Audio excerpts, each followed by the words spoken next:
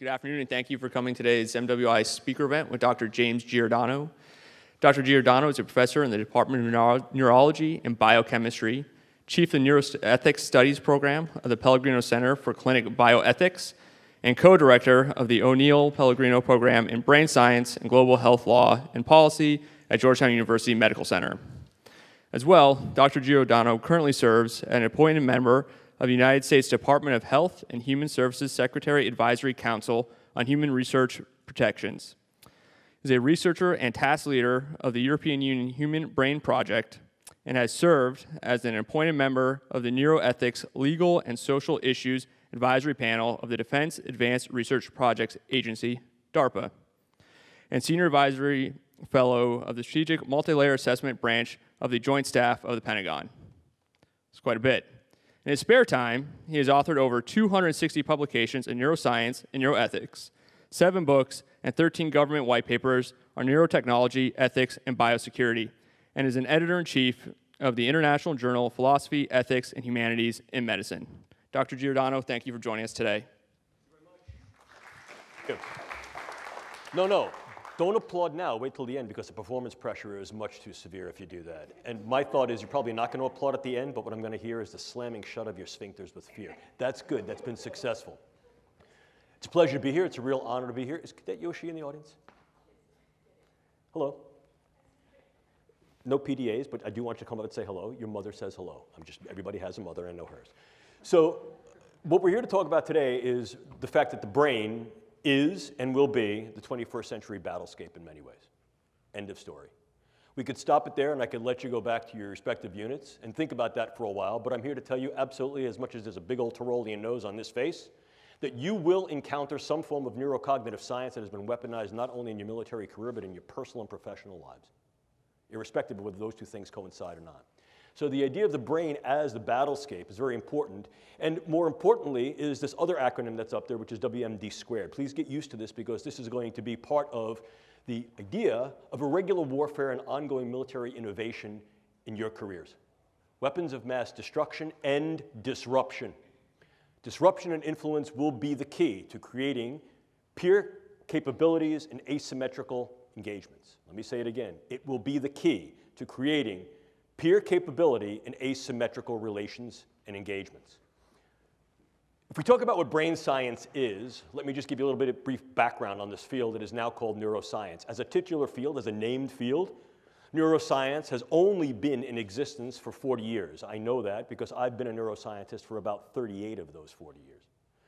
When I first applied to get into a program in neuroscience, there were only 4 neuroscience programs in the continental United States, 4. Right now, at this particular point, there are well over 200 dedicated university and collegiate programs, several programs at the junior college level, several programs at the high school level, and many, many dozens of independent think tanks and philanthropic organizations solely devoted to brain sciences. That's just here in the United States. Furthermore, what becomes critically important for you to understand is that brain science is not just a United States enterprise or effort, nor is it singularly an effort of the United States allies worldwide. Increasingly, it is becoming an international, multinational, global, and independently exercised event and endeavor, which increases the capability of the brain sciences to develop not only new theories, but ever more sophisticated tools. I like this slide a lot because what it presents for you, ladies and gentlemen, is a century-long history of brain science, even before it was called neuroscience.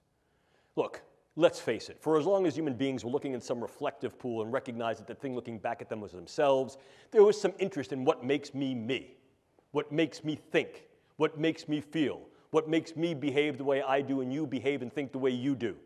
What is my sense of self? Do I have free will, and what is the nature of that, and how can we affect that in a variety of ways that go from the non-kinetic all the way to the kinetic? If we take centenary jumps into the era of the Enlightenment, we can see the great thinkers that came before and during the Enlightenment, inclusive but not limited to people like René Descartes, pondered the idea of what that means. Cogito, ergo sum. I think, therefore I am. The inverse of the statement that in many cases was implicit but now becomes ever more explicit is what makes me think. And if I can understand what makes me think and makes you think and makes you feel, then that understanding may in fact flavor, if not directly influence, the way you and I interact. But more than that, If, in fact, I understand how it is that your brain does what your brain does, I may be able to access your brain and affect your brain, indirectly and directly. And what this allows us to do is to create tremendous potential and possibility and probability, potential, possibility, and probability of what the brain sciences can do and will do. Remember these three letters, A, and A.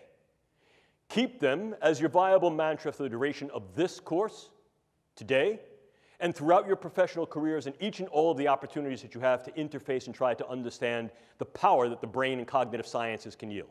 A, the ability to assess the brain and its functions. A, the ability to access the brain on a variety of levels, from the subcellular all the way to the social.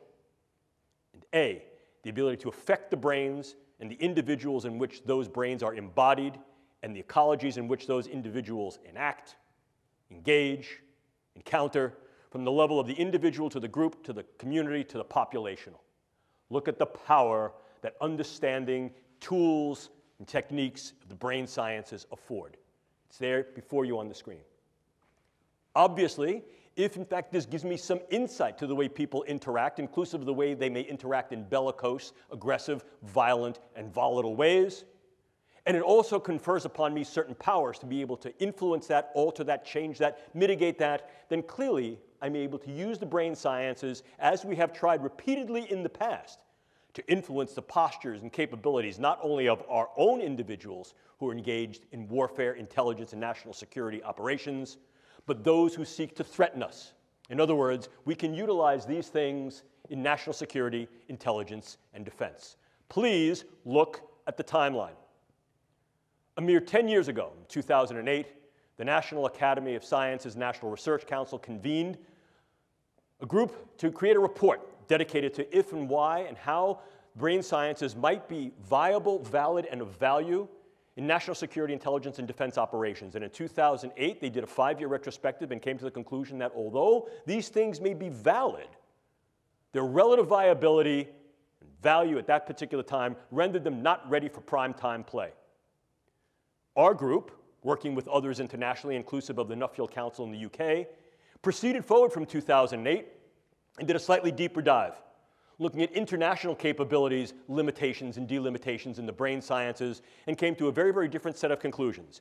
Not only were the brain sciences increasingly being considered, interested, and used for possibilities of national security, intelligence, and defense, but they would continue to be so as more and more countries internationally developed the capabilities and the specialized agendas to be able to look into the brain and affect the brain. So much so that by 2014, the exact same committee reconvened and recognized at that time that the brain sciences indeed were ready and in operational prime time for warfare, intelligence, and national security agenda. In other words, it is valid, valuable, and already in operational play. The brain is the current and future battle space, or at least one that can be leveraged in those ways to be able to create tremendous effect with fairly little investment of engagement. In other words, what it allows us to do is assess the brain, access the brain, and affect the brain.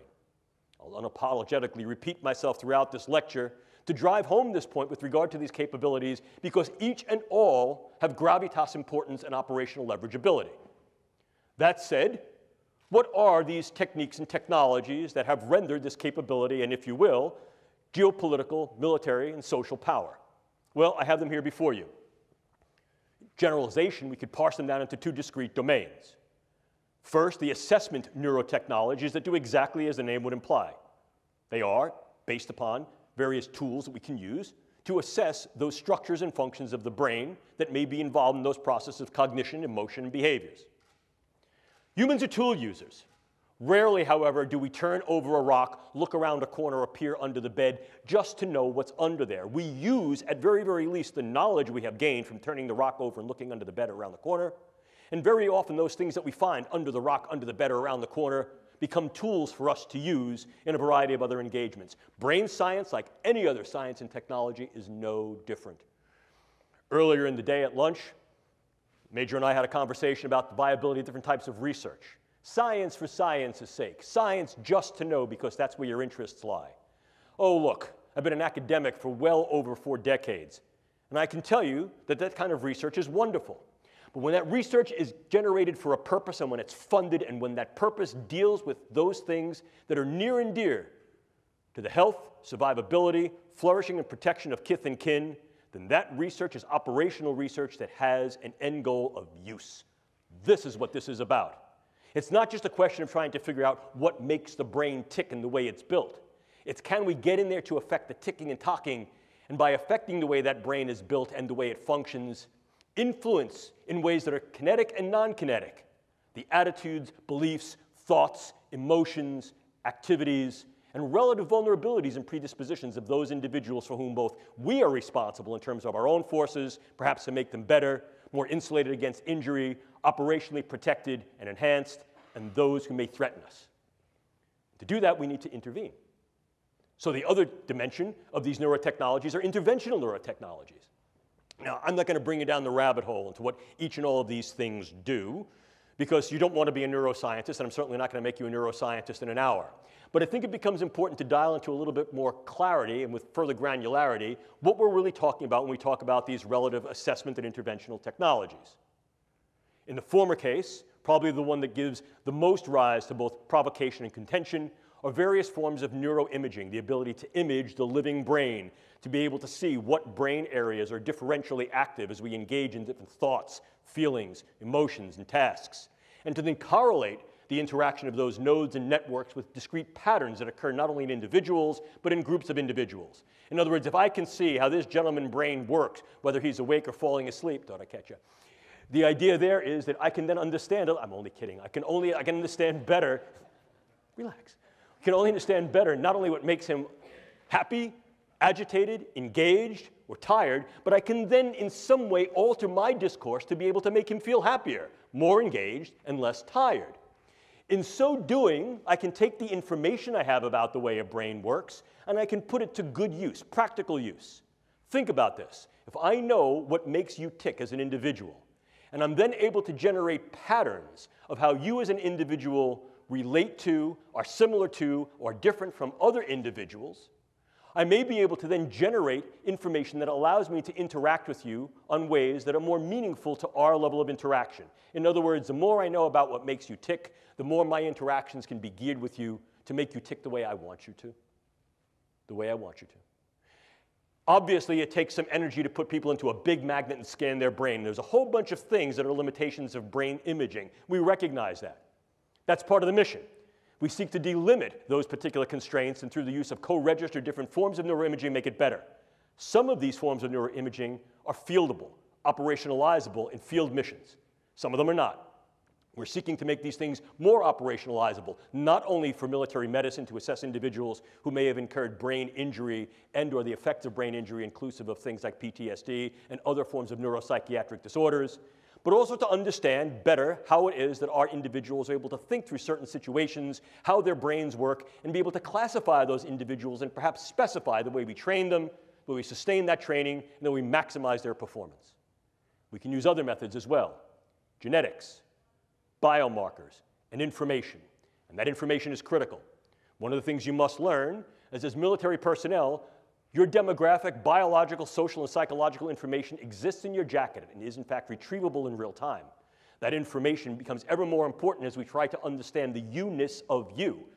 And the nature to classify that information, hold that information secure, doesn't only exist on the medical side with regard to your HIPAA records, but increasingly is becoming a concern for national security when these large-scale big databases of brain structure and function, physiology, biopsychosocial demographics become ever more available and ever more relevant to what's making you tick, what's making you talk, what's making you strong, and what's making you vulnerable. And the fact that other nations, inclusive of China and Russia, are engaging in large-scale neuro-big data initiatives to be able to create large-scale databases that can join not only imaging and physiological, but as well as other forms of phenotypic and genetic data of the entirety of populations renders great power because there's great capability in that information to know where key points of strength and vulnerability may lie, and also to intercede, to inject information in some way be able to affect what appears to be your medical record, your personal record, the evidence that is you. And we can take that step to go one step further. The more I know about you and the more I know about the way your brain works as individuals, groups, communities, and even populations, the more I can utilize non-kinetic means such as informational means of narratives, iconographies, semiotics to influence your emotions and your behaviors. We can do this subliminally through computer images. We can do this more liminally through the types of engagements, interactions that we engage through psychological operations and informational operations. We can train better our human terrain teams to be able to interact with individuals in a variety of cultures, groups, settings, and ecologies to be able to improve their performance so as to be less distancing and more ameliorating. We can go further than that as well. We can also utilize these interventional technologies in those ways that may able to directly affect the brain. Probably the one that you've heard about most recently, most contemporaneously in the literature, is the possibility to use some form of directed energy to affect physiology peripherally and also to affect the physiology and health of the brain. Case in point here, US Embassy personnel in Havana and possibly in China. And of course, there's not a lot that I can tell you about that, although I am one of the researchers on that particular project. But this seems to be wholly indicative and supportive of the fact that this was at least some form of directed energy, whether it was wholly intentional or not, still remains to be definitively decided. However, the pattern of insult and injury to those individuals and the pattern of injury of who was affected strongly suggests that this was an intentional and directed engagement, and that this represents a beta test, a possible probe of a directed energy neuroweapon. And there are a number of countries that have developed initiatives and agenda towards developing just these types of things, the United States included. But you also have a whole host of other things that can go bump and bang in your brain. The more we understand the specificity of the brain on a very granular level, the more we're able to derive and develop particular types of drugs that not only can enhance and optimize the performance of our people, but can also be used to mitigate, militate, and in some cases manifest profound morbid changes in their people. In other words, against a hostile other. Drugs can be exceedingly specific, and as I'll show you in a moment, can be very, very much used to individualize weaponology in terms of what we call precision pathology or precision effect. We can go further. Clearly, one of the things we can also do is transcranial neuromodulation, the idea of going through the skull to modulate the node and network activity of the brain, to optimize the performance of key individuals in certain tasks and performances that are relative to their missional space. And we can also do that against hostile or perhaps belligerent others. We can go further to implant certain brain-machine interfaces. These are many of the DARPA programs that you may hear of now. Probably the one that is most notorious, in a very good sense, is something called the N3 program, which is the non-invasive neurosurgical neuromodulation program being run by their program manager, Dr. Al Mundi. The idea here is to put minimal-sized electrodes in a network within a brain through only minimal intervention to be able to read and write into the brain function in real time, remotely. The United States is not alone in such efforts. And then, of course, you also have the things that are a little bit more traditional. If we talk about things that can be operable in the biochemical space, we ordinarily talk about drugs, bugs, toxins, and ever more, we're considering devices. At the last Biological Toxins and Weapons Convention, the RevCon, it was then raised by the Australia group that we need to be a little bit more salient in our attention to those possible neurotechnological devices that may be able to be weaponized. Our group has also argued that the current considerations and extant categories of the Biological Toxins and Weapons Conventions are not detailed enough to be able to appreciate or keep pace with the advances in this form of science that can be weaponized that poses a risk and threat on the battle space. So, how then can we use these elements as weapons, means of contending against others? Formal definition of a weapon, right out of the Oxford Old English Dictionary. Means of contending against others. And we can do that in a number of ways. We can militate their behaviors and their thoughts in some ways as to make them more amenable to what we do, the idea of positive weaponology. Or we can, in fact, mitigate and, in some cases, completely nullify their capability, will, or engagement to fight. If we combine those two definitions into one, what we find is those agents that will either change individuals' thoughts, vulnerabilities, volatility to violence and aggression, or incur morbidity, dysfunction, and or mortality in such a way as to then mitigate the engagement altogether. You still with me? That said, we can break down any form of weaponology into two discrete categories: soft weapons and hard weapons. In the former categorization, soft weapons include but are not limited to such things like economic leveraging to create economics, market values, market presence, presence at international bargaining tables to develop international power and leverage as a soft weapon. Clearly, the more we're able to make an impact in a field, in a dimension, by virtue of research, medicine, technology, infiltration into a variety of areas of the public space, the more we're able to yield economic strong-arming, economic leveraging. I think an important consideration that I'll reiterate later in this particular lecture is that there are countries outside the United States and or the West that are increasing their capabilities by intent in the brain sciences so as to be able to gain this type of economic leveraging in international global markets, in medicine, science, technology, and the military. Most notably among them is China. We'll talk more about that momentarily. But we can also utilize weapons in more of a soft approach, as I mentioned earlier. The more I know about what makes you tick, the more I might be able to do things like weaponize the approach that I then take towards you in my interactions and engagements with you. Here we can utilize the brain sciences for psychological operations. Most notably, one of the DARPA programs run by the program manager Bill Casebeer, Dr. Bill Casebeer, who subsequently went on to be a program manager at Lockheed Martin and run their brain-machine interfacing programs. Bill Casebeer's program was called Narrative Networks. And one component of the Narrative Networks project was something called neural narratives. If we understand how it is that brains and individuals, groups, and populations respond to certain forms of imaging, memes, iconographies, engagements, the more we may be able to tailor those things through our psychological operations, propaganda, meso, to be able to engage these individuals in more positive ways or in ways that are more influential, to be able to direct their behaviors, their predispositions, and perhaps their engagements with us on a variety of levels from the individual all the way up to the political. But then, of course, we move into the more harder forms of weapons, things such as bullets and bombs. And here, once again, let me reiterate what we're talking about on the neuro side are drugs, bugs, toxins, and devices. But of course, if we spill over the idea of soft weaponology into a hard weaponization, we also see the use of biodata as a viable weapon.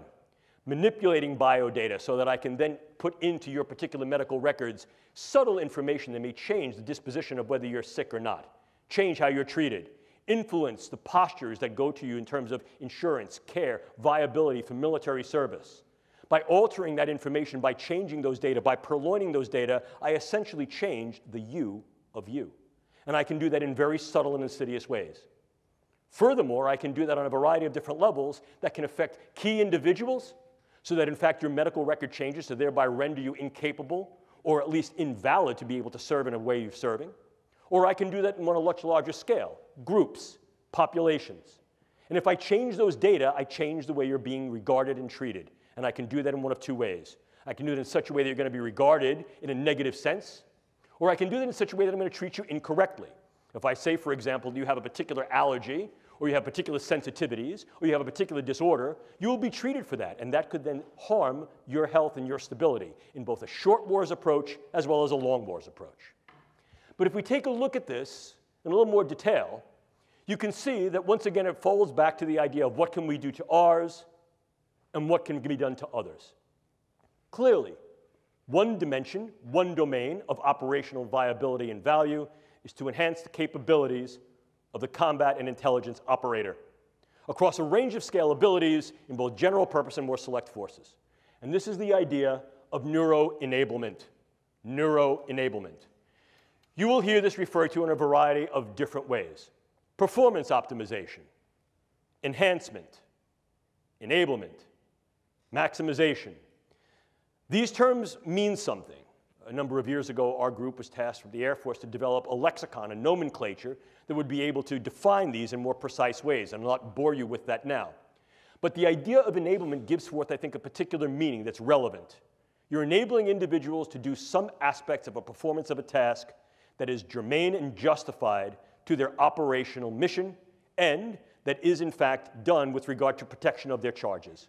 So in other words, we're saying, we're going to make you good to go, and we've decided that this is good.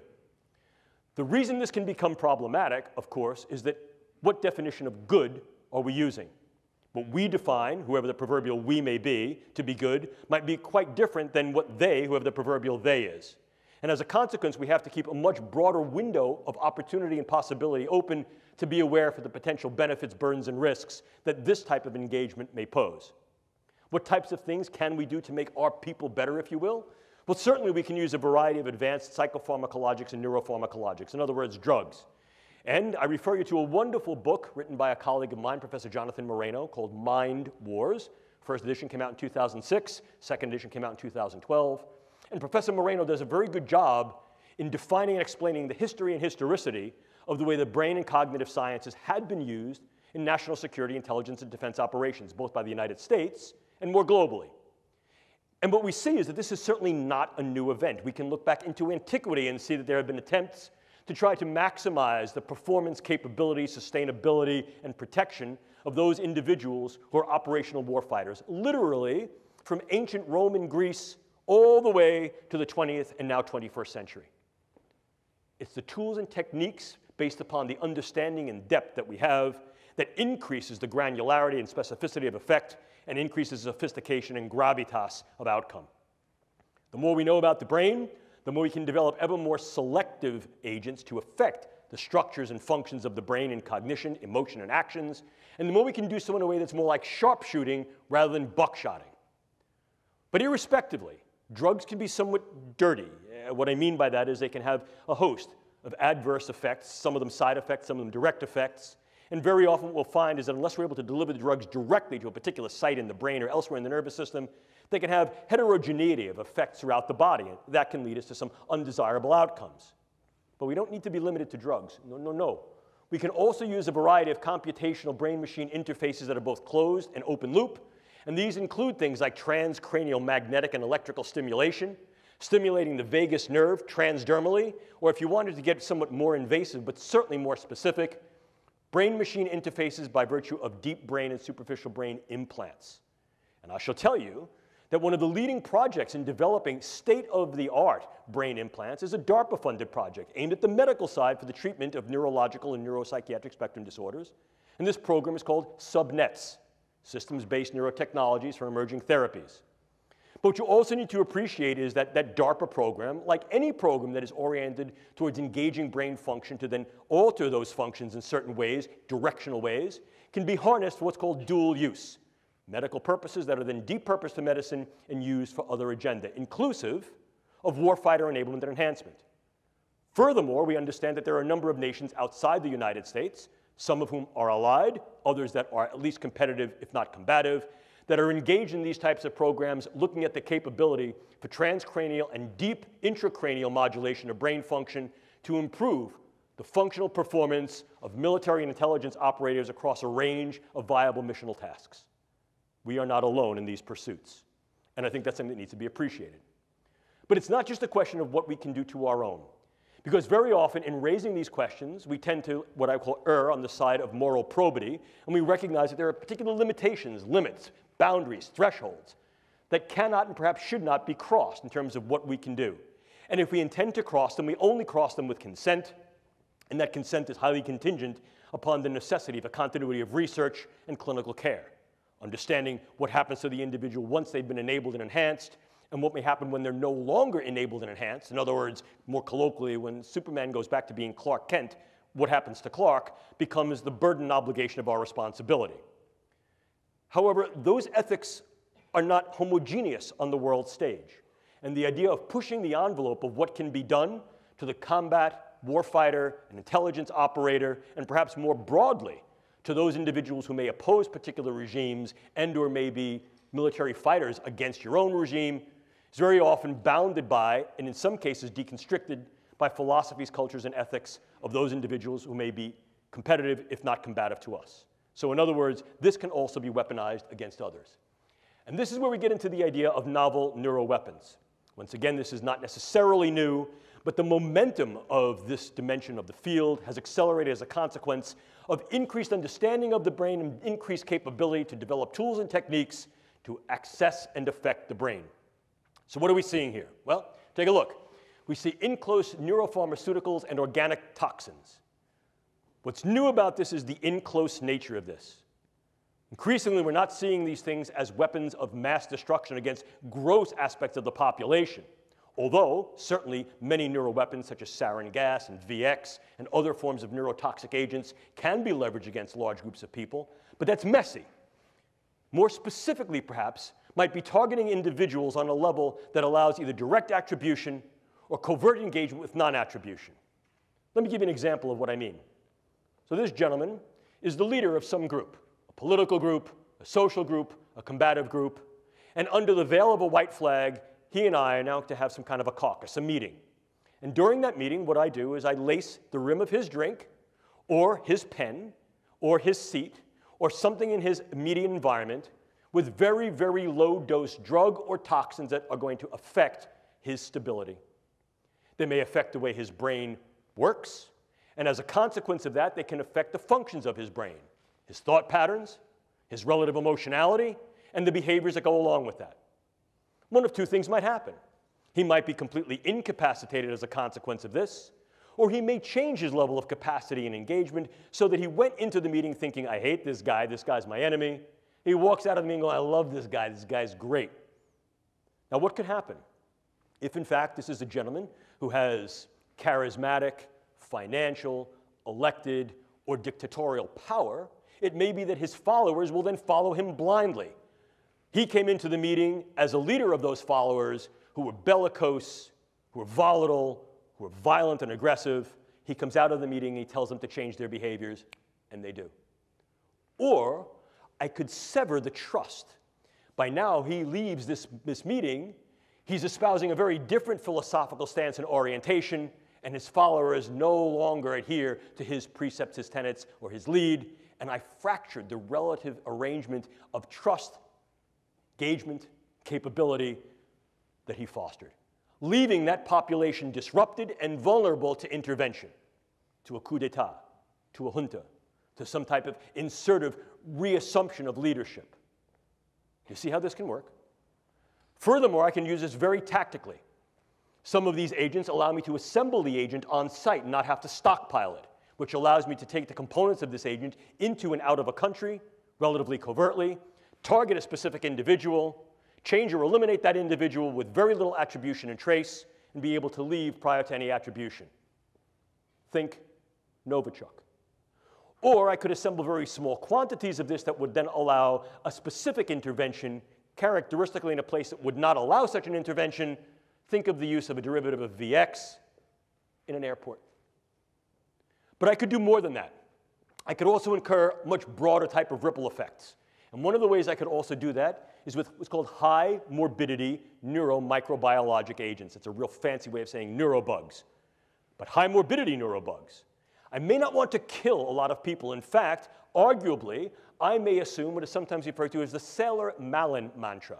For those of you who may be fans or students of military history, you may remember that Sailor-Malin, Wing Commander Sailor-Malin, was a South African who flew with the Royal Air Force during the Second World War. And he became well known during the Battle of Britain for shooting up German airplanes but letting them limp home, particularly bomber aircraft.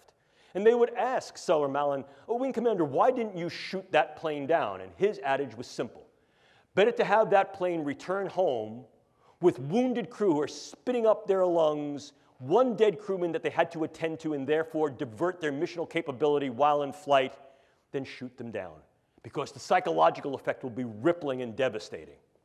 This is sometimes referred to as the Malin effect. What can I do? I can use a particular bug that I may be able to now modify through the use of gene editing technique that is ubiquitously available and fairly easy to use to take a bug that was previously relatively benign and non-pathogenic and make that bug virulent, pathogenic, dangerous. And then what could I do? I could introduce that bug in key sites. Des Moines, Seattle, Tampa, Newark, Houston. I'd get a few people sick. I'd do it on an airplane, do it at an airport, do it at a sporting event, do it on Black Friday. And then what I would do is I would take credit for that, but I'd want to make sure that at least part of the symptomatic constellation was not only neurological, was profoundly psychological. Agitation, debilitation, sweating, stomach problems, sleeplessness, cardiac problems, things that are what we call top-down neurological in their effect, brain to body and body to brain in the bottom-up cascade. Then what I would do is I would get on the internet, and I would put out over the internet, I did it. Oh yes, I'm that dangerous G group that you should all be afraid of. And in fact, this is far more ubiquitous than I let on. These are only the first cases. I've let these buggies go all over the country, and your early warning signs are agitation, anxiety, worry, sleeplessness, stomach problems, heart problems. What have I done? I've rippled the sheets of the worried well. At first blush, I get every hypochondriac running to their physician, but at second and third blush, I get those individuals who begin to become worried that they may have been exposed to this, that their children may have been exposed to this, that their loved ones, their kin, their kith may have been exposed to this. Of course, the physicians, the CDC, the Public Health Service comes back and says, no, no, that's not what's going on. But I get back on the internet and I say, oh, don't you listen to that. That's fake. That's false. Your government knows what's going on. They can't do anything about it, and they can't treat you. They're going to end up quarantining you. How many people would I need to affect? We modeled it. Somewhere between 12 and 240. What would be the effect? Hang on, folks. Within 41 to 45 days, we would crash the United States public health system. Crash it. In so doing, I render the United States infrastructure vulnerable, either there or elsewhere. See the ripple effect? See the disruptive effect? I can disrupt an individual from the level of their cell to their system, and disrupt individuals on a variety of levels, from individuals all the way up to the social fabric. And that social fabric may go even further. It may be geopolitical. I need you to think just for a moment, if you could, why would it be of any value at all to affect, disrupt, and disable individuals who are U.S. Embassy personnel in Havana? When did it happen? What was happening? What would be the benefit in fracturing a growing economic, political, and social trust in that part of the world? Who would benefit? What would be the long-term effects, for example, of at least indicating that U.S. Embassy personnel and Foreign Service personnel are vulnerable to these types of threats? Could you, in fact, pair the threat with some type of conditioned stimulus? So now what you're able to do is to evoke a response in the worried well. I only offer possible suggestions for your speculation and your consideration, if you will. We can even go further. One of the newest developments is that nanoparticulate matter can be stabilized for distribution. If you're not aware of what nanoparticulate matter is, it's that matter which exists on a scale of 1 × 10⁹. Very, very small.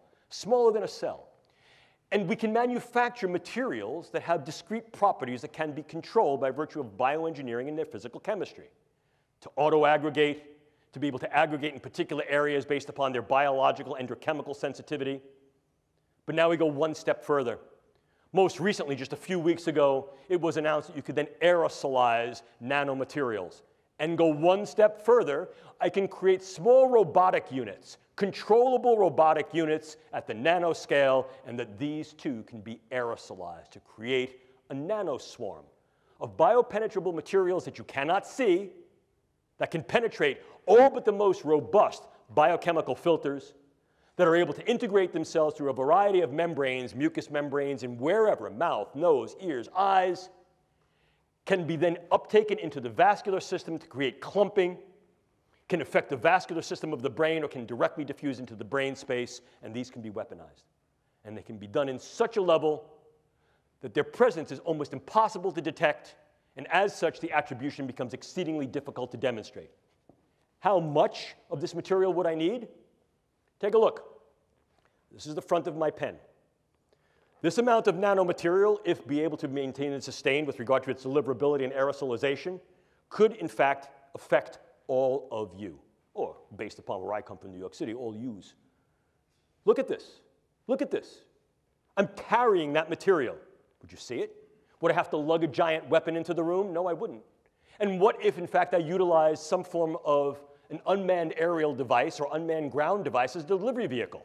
Something like a drone or a bug. Could I do something with that? But let's keep going. Could I also utilize a whole host of devices to be able to affect individuals close in, for example, during interrogations, during social engagements, during human terrain team engagements, or more remotely, in a room, in a theater, in an airplane, in a bus, in a store, in a mall? The answer is increasingly yes. So this then represents for us both a challenge and an opportunity. The challenge is that increasingly what we find is that neuroscience and technology is relatively easy to obtain. Many of the things that I've just spoken to you about are viable and obtainable directly to the consumer or directly to the scientist. We also know that many of the products that are available direct to consumer can be easily modified to create things that have a much higher weaponization potential. But more than that, we also recognize that there are dedicated efforts on the part of nation states and even groups of non-state actors and increasingly virtual nations that are using virtual currencies to fund research efforts in these areas. I'd like to think that I'm a smart guy talking to a bunch of very intelligent individuals, but let's face it, we're not the only smart people in the world. And if we're thinking this way, there are plenty of other people who are thinking this way too. Some of them are our allies, some of them may be our competitors, and some of them are combatants and hostiles. And this is, in fact, the reality. Furthermore, we recognize that the goal, particularly among the actions of the United States and her allies, is to fight for right and honor, but to keep our own honor clean, to take the moral high ground, if you will. And indeed, that has been the case in the majority of the United States engagements throughout our history. However, one of the things that may creep up here is that there's something of an abrogation, a prohibition, a proscription against engaging this type of research and its possible translation in the civilian sector. You heard earlier in the very nice introduction that Captain Bender afforded me that I've had the opportunity to work with the European Union Human Brain Project, specifically as a task leader for dual-use brain science. And one of the considerations that grew out of that was that absolutely none of those projects in the Human Brain Project, again, a multinational effort, can and should be uptaken into warfare, intelligence, and national security agenda. That's viable enough. The idea there is that these things should be used for only peaceful means. However, this also creates a challenge. And the challenge is simple. If, in fact, I choose not to train in particular ways, I choose not to train 3 days a week, if, in fact, those individuals who may choose to then conflict with me will then train in the ways that I do not and train on the days of the week that I will not, they may opportunize a select advantage. What do we do about that?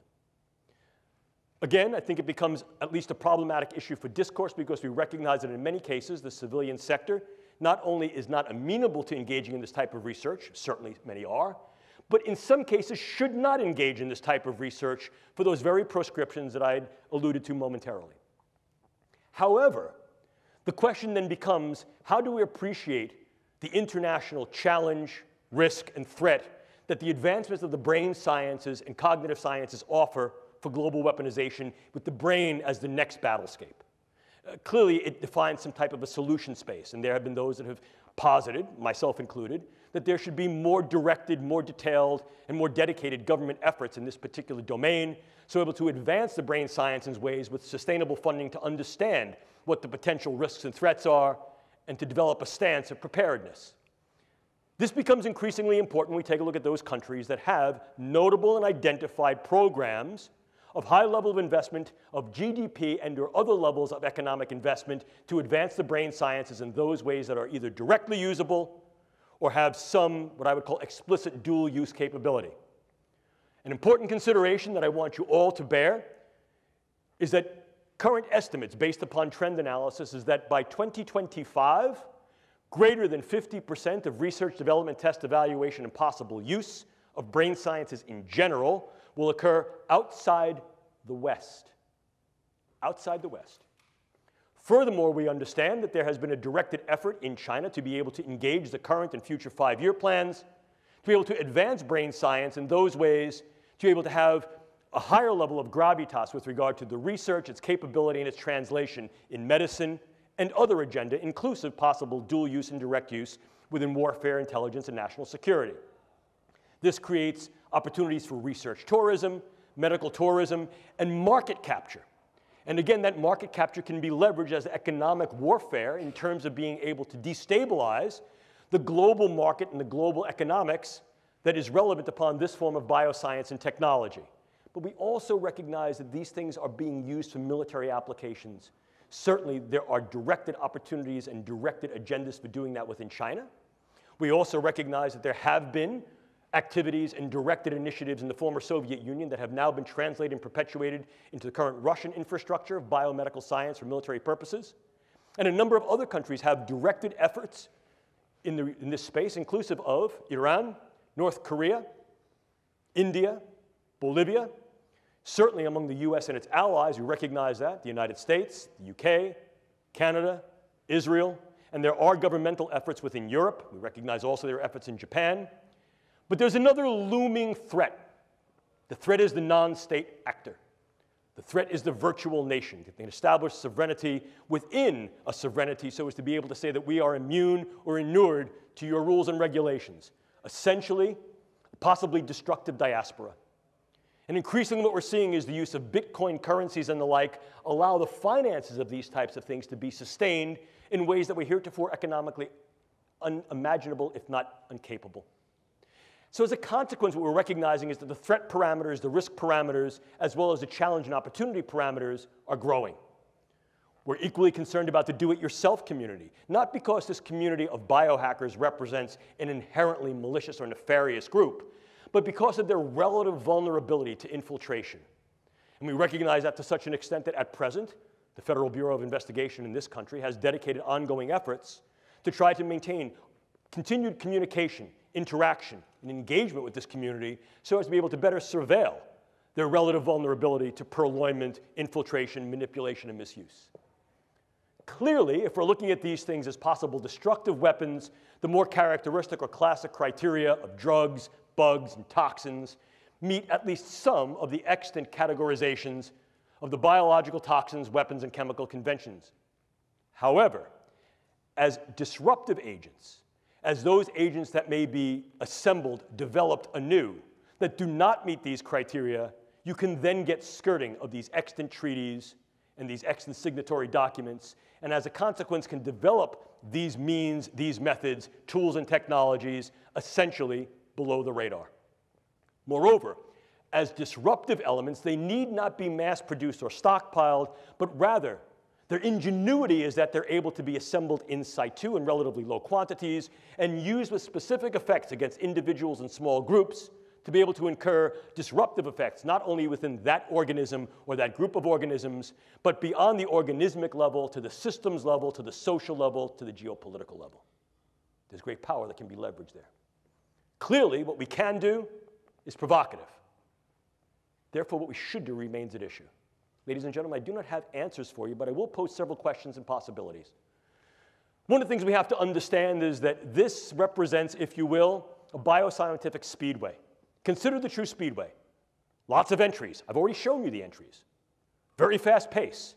The speed of translation from concept to construct in the brain sciences is about 60 calendar months, and increasingly that's being compressed. So the developments in the brain sciences that reach a tech readiness level can be achieved within 48 calendar months. It's very fast. Certainly we know not only there are many entries, it's very fast, but the prizes are tremendous. Economic prizes, prizes of notoriety in the biomedical front, prizes of power, capability, and weaponization on the WINS front. Weaponization, intelligence, national security front. We also recognize that there are risks and possible harms, not only to those who are on the track, but to those who surround it.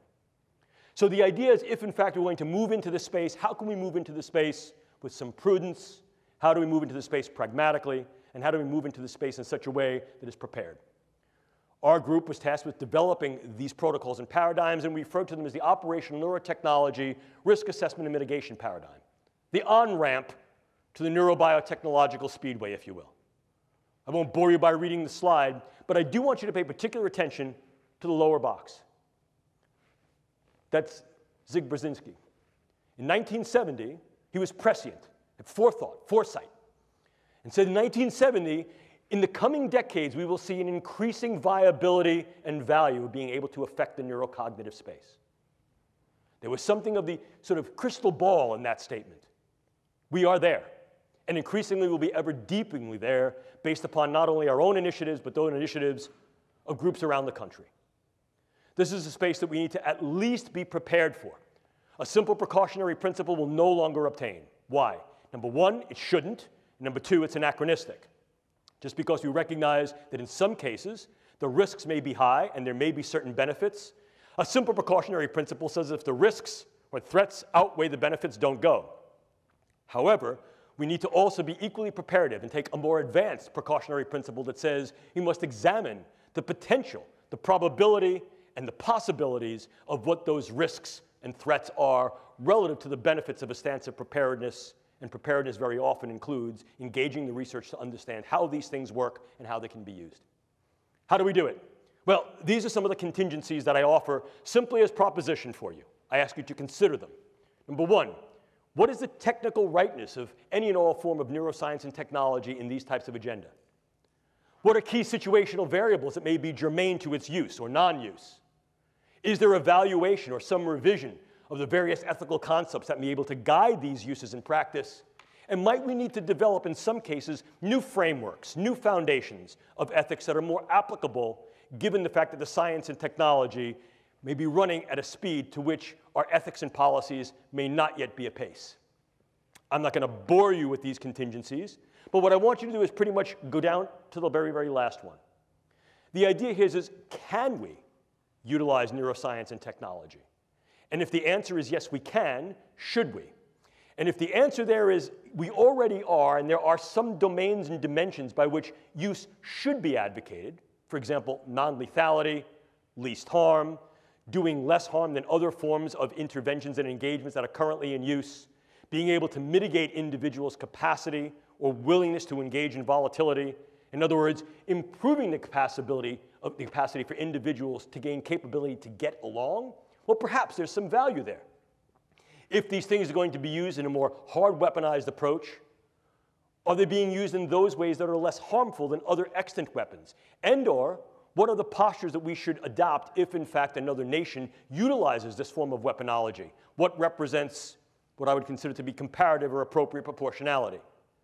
And ultimately, if, in fact, we're going to move into this space, and I think we are moving into this space realistically, not only now but ever more in the future, we have the obligation and responsibility to assess whether or not the contingencies for consent to treat our own people are in place. In other words, if there are things we're going to do to optimize the performance and capabilities of our own personnel, and if there are things that are being done on the world stage, inclusive perhaps by us and our allies, that could mitigate, affect, or manifest change in other personnel, are we prepared to accept those responsibilities? The responsibilities for ongoing research, the responsibilities for ongoing clinical care, not only of ours, but internationally, because of the role that the United States and our allies plays, and because of the need to take an upstanding moral front with regard to the fact that as we develop weapons, and as weapons are developed by us, our allies, and by others, the preparedness stance says we must also be equally assumed, equally in position to be able to not only counter those weapons, but mitigate and treat the effects that those weapons incur. And in fact, historically, very often what we've seen is that that has been the interesting march of science, technology, and medicine, where advancements in medicine very often arise as a consequence of the possible utility of various forms of science and tech to be weaponized and the damage that they incur. But the question still comes up, ladies and gentlemen, what ethics shall we use to guide research, test, development, and perhaps utilization of neuroscience and neurotechnology in these agenda and initiatives? Clearly, here in the United States, as with any open society, our military has relative transparency to the polis for our intents, our goals, and our operations. Absolutely, certain things are held confidential and classified. You don't show the other team your playbook on Friday and expect to win the game on Sunday. Yes, of course. And information we may understand about what they're doing by virtue of our deep and our intermediate surveillance may also be kept close to the chest, if you will. But the transparency of military intent, operations, goals, and interventions here in the United States has been paramount to the nature and fabric of our infrastructure, our politics, and our government. And the same is true for our allies. So at least part of this needs to be at least relevant to, afforded by, and guided through civilian ethics.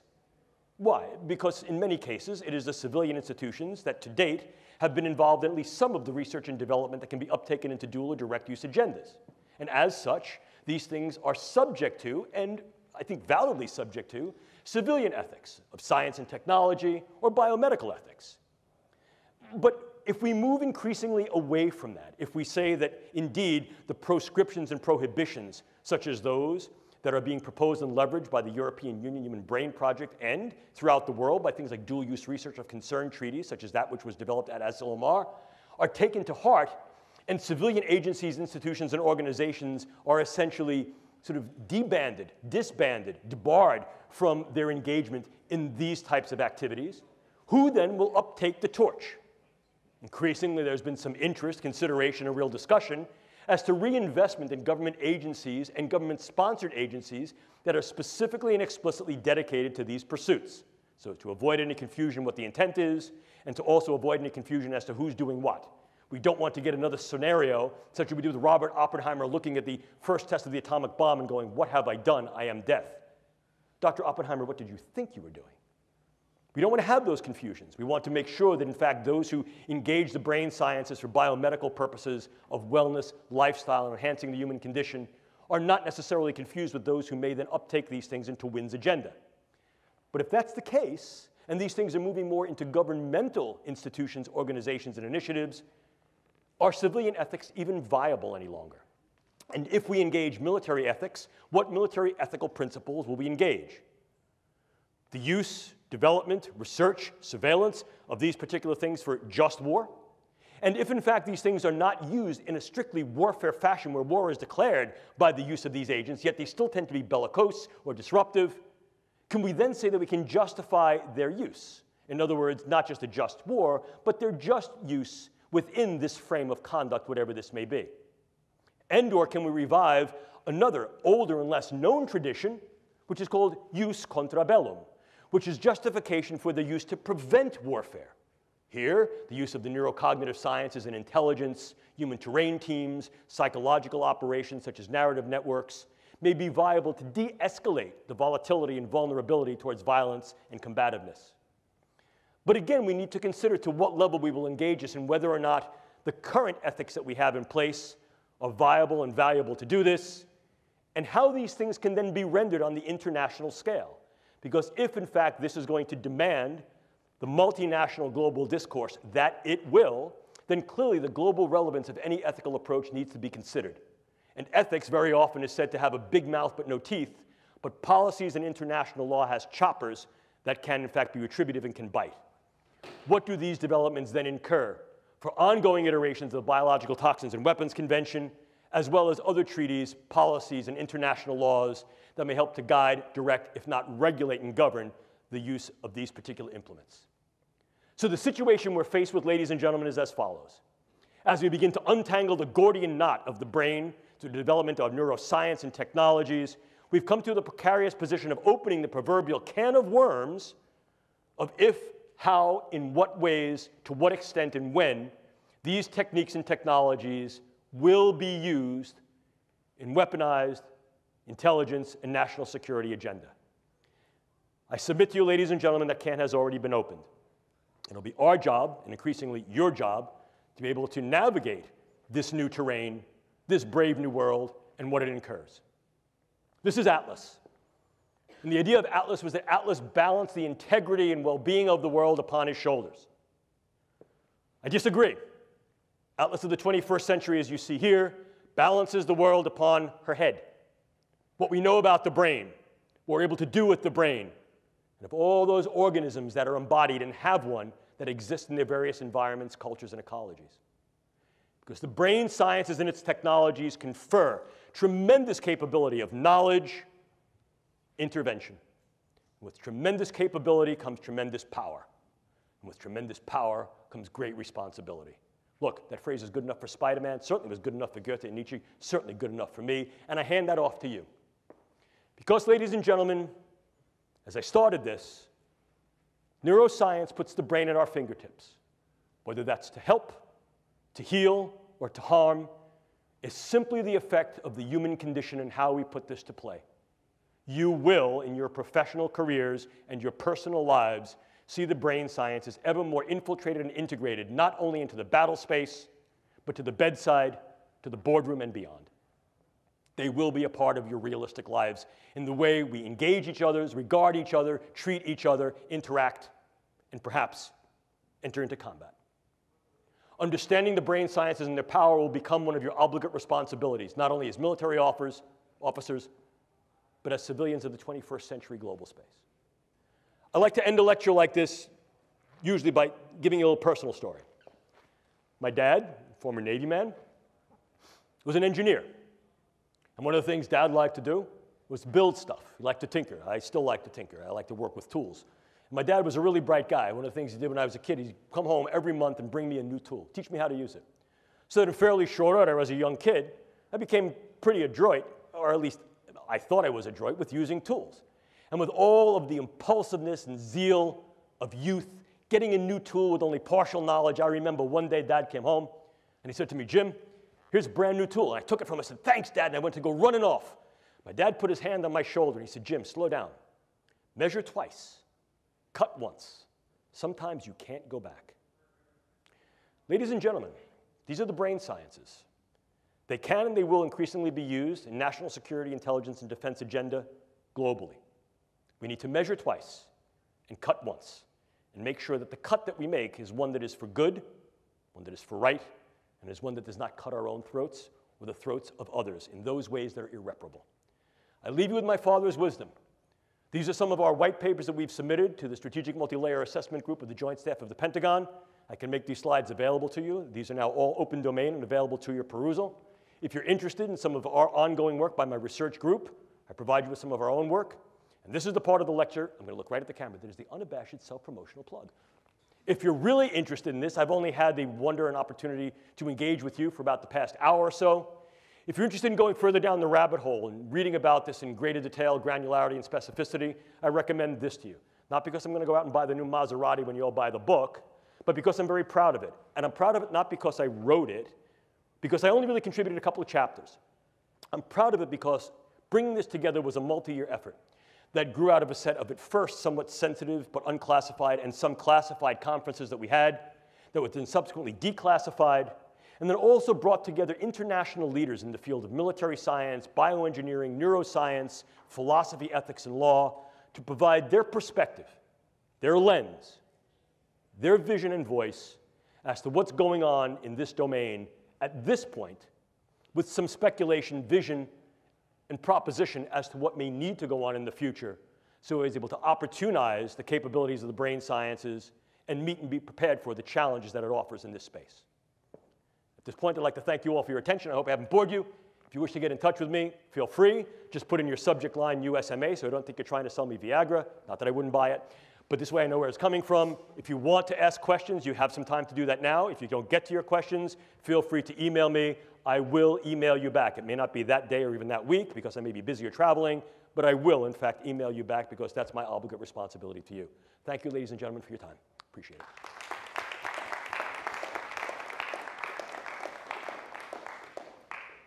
If you guys have any questions, we have about 5-10 minutes. Yes, sir.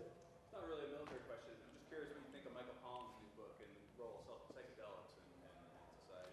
Oh, yeah. Well, so there have been a number of different books. So the new book there is that the idea psychedelic drugs had some bad research, and of course some of that bad research was not only procedurally bad, it was based upon the font of knowledge we had at the time.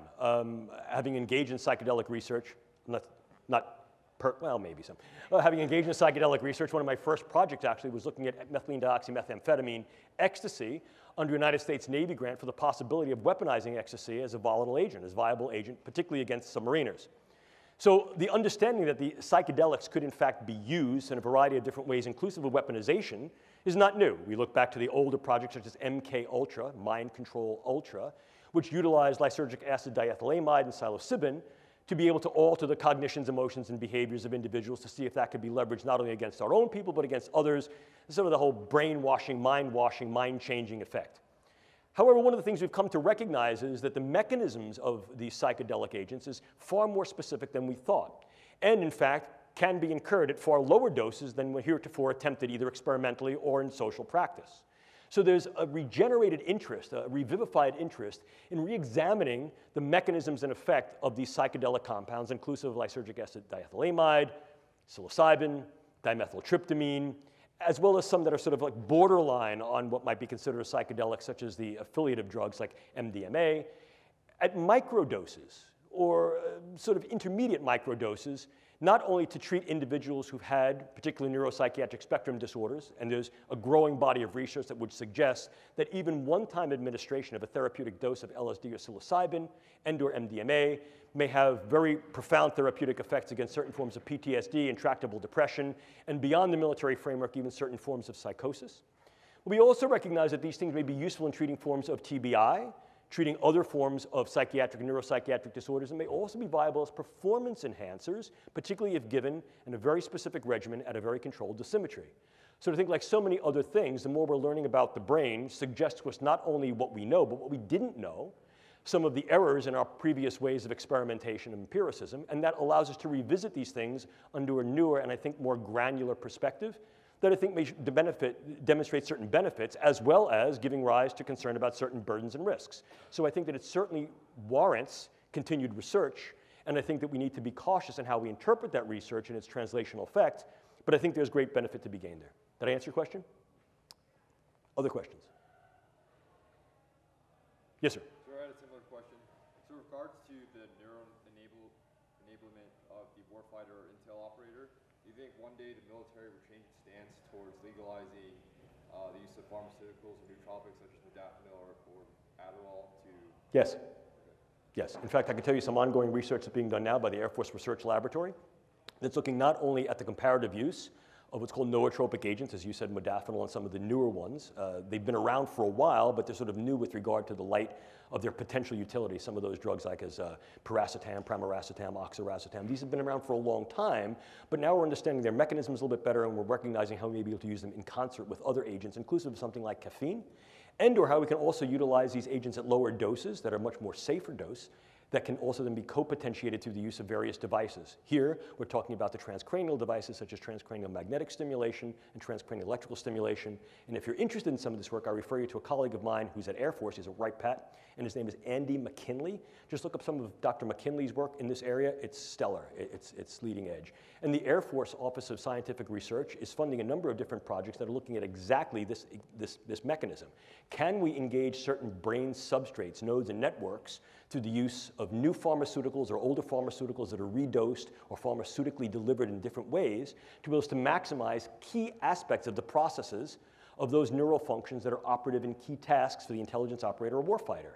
And in so doing, can we then take a slightly different stance on our postures towards the viability and value of these drugs under controlled circumstances for the warfighter or intelligence operator? And I think that's the general idea.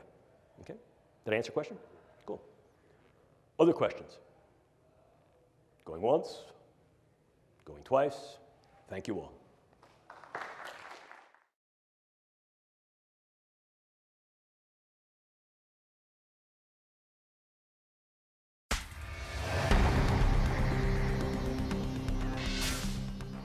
James Giordano here today from Georgetown University. He is a professor. I have to read this because it's a lot. He's a professor in the development of neurobiology and biochemistry. He's a chief of neuroethics studies program and the co-director of the O'Neill Pellegrino program in brain science and the global health law and policy at Georgetown University. He served on the joint staff of the Pentagon, and in this area he heads up the EU Human Brain Project. He's going to talk a little bit about that today. He's tasked with his work is dedicated to the studying and defining of current and political dual-use capabilities in neuroscience and neurotechnology. It's an extremely in-depth discussion. I encourage you guys to ask questions at the end.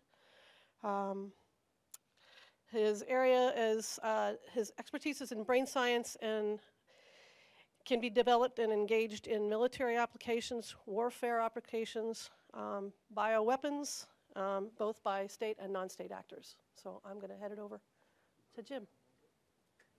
Oh, great, thank you. Thank you. It's really a pleasure to be here. It's my second or third time being out at Livermore. I've been working for a while with Zach, and that's been a real pleasure. And of course, my ongoing work with Paris and company. As Paris mentioned, one of the things that I do is I do brain science, and I've worked in the area of translational brain science, which is bringing brain science from the research bench to the bedside for about the past 32 years. So I've been doing this for a while.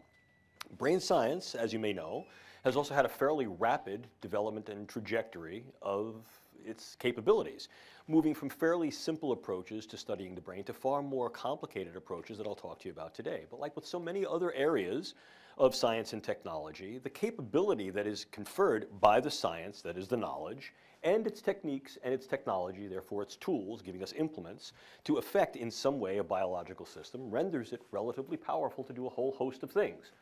Now, as Paris mentioned, of course, I also work as the chief of an ethics center at Georgetown. I'm working within the Pellegrino Center for Clinical Bioethics.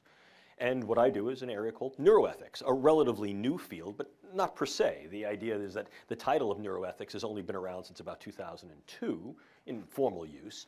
But the idea of understanding the ethics, legal, and social issues and regulatory issues that arise from any science and technology are quite old.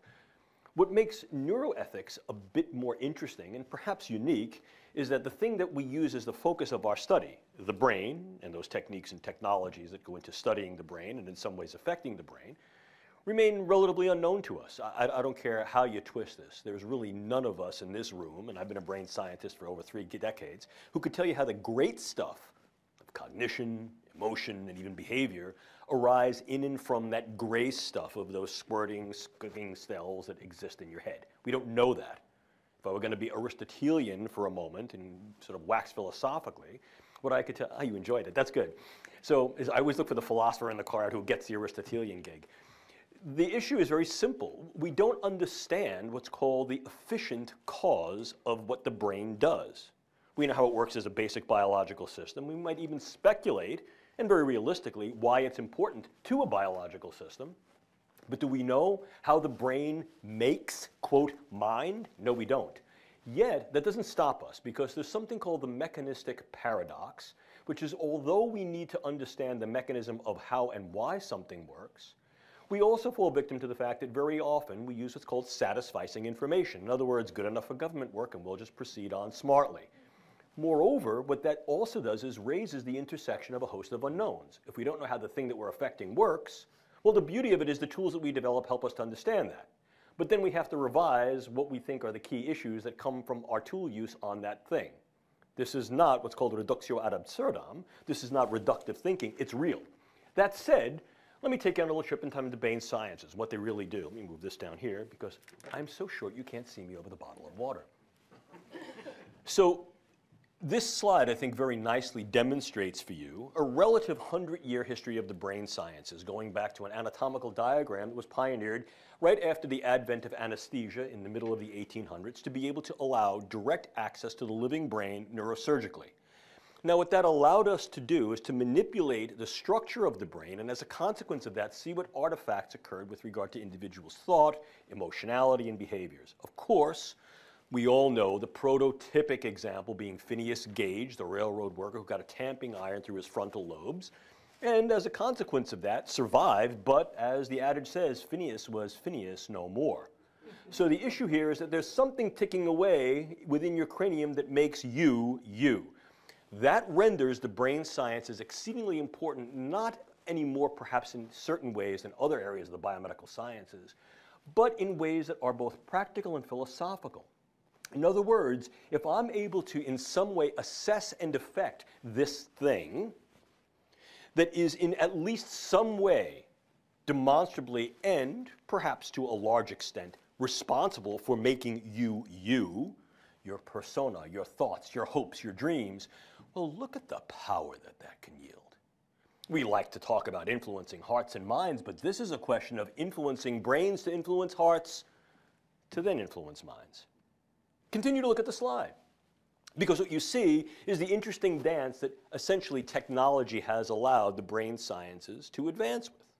We've gone from these rather rudimentary examples of utilizing these techniques of surgery during the beginning of the last century, the 1900s, to being able to utilize ever more sophisticated anatomical and molecular probes to understand the brain at a variety of ever more nuanced and granular levels, and ultimately to not even have to intervene with the actual structure of the brain, but to be able to assess the brain in real time, utilizing convergent forms of neuroimaging coupled to a host of neuroelectrophysiological techniques. This has been very, very important, because what this allows us to do is essentially something akin to this, both literally and metaphorically, which is to essentially put the brain at our fingertips.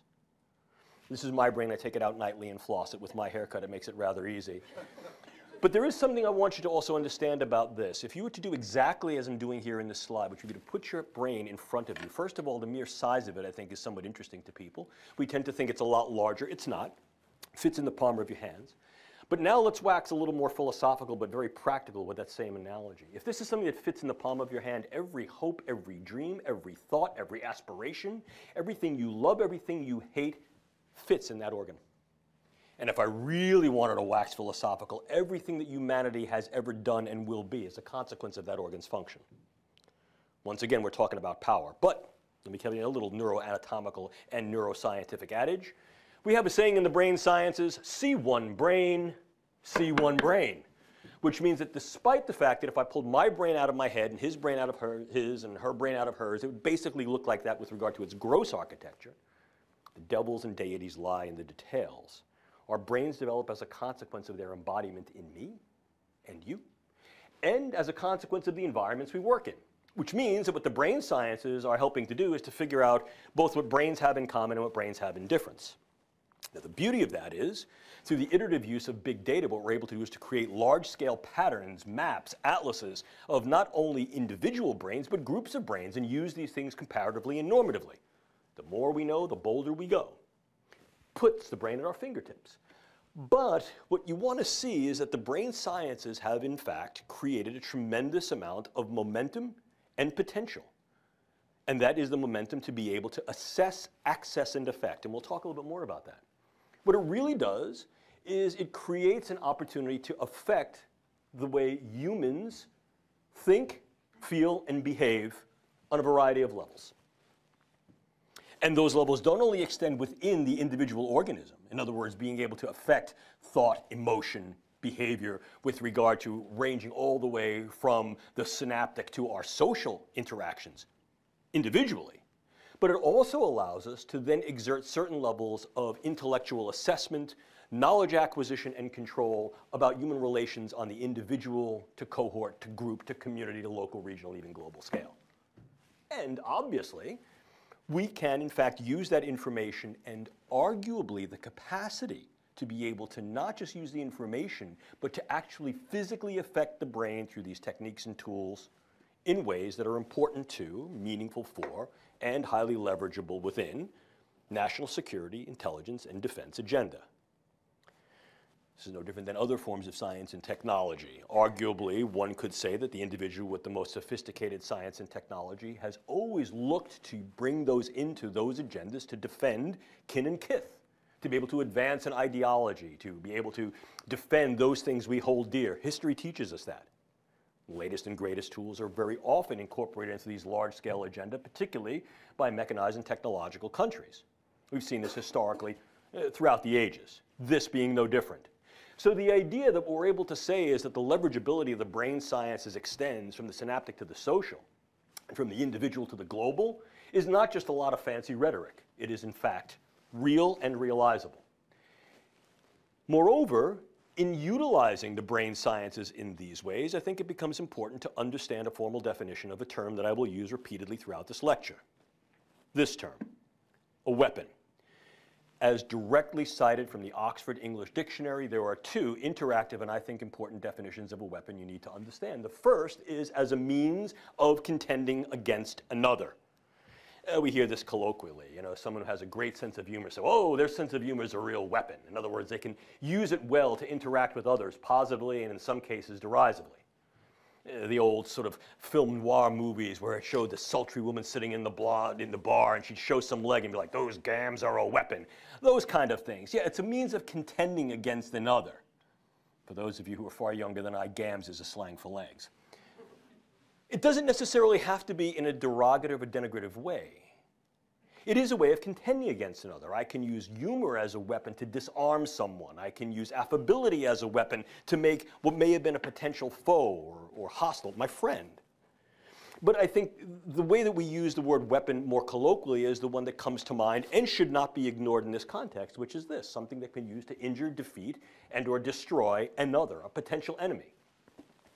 Put them both together, you have this wonderful 25-buck definition, and I usually impugn anyone who reads off a PowerPoint slide, but I just want to reinforce the definition. Something that mitigates aggression and fosters thoughts and feelings of affiliation or passivity. Oh, in other words, if I make my enemy my friend, not my enemy any longer, that's still weaponizable. And or something that incurs burdens of morbidity and or mortality. The idea of this is something not only used to influence and deter, but actually to, in some way, mitigate or prevent an individual from exercising those actions towards me and mine.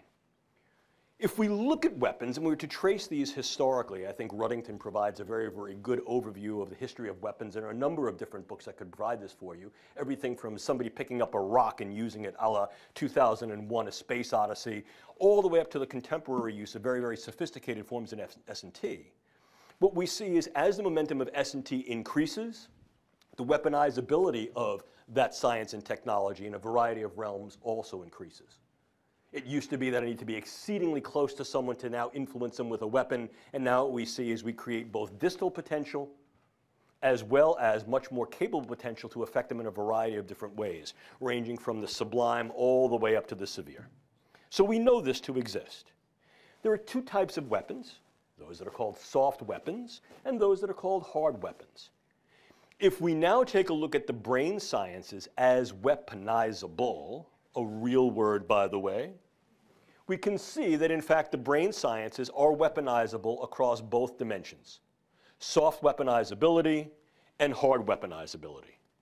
In the former sense, we're seeing that the neurosciences can be used to gain economic leverage, not least of which is because neuroscience and technology commands and captures $175 billion with a B dollar annual market space. There's a tremendous amount of global economic leverage that can be occurred and affected, but can also be used for somewhat softer applications in the national security space, inclusive of intelligence purposes and the use of neuro and cognitive sciences to develop insights to and techniques for psychological operations and information systems, what is referred to in military parlance as PSYOPs and MESO.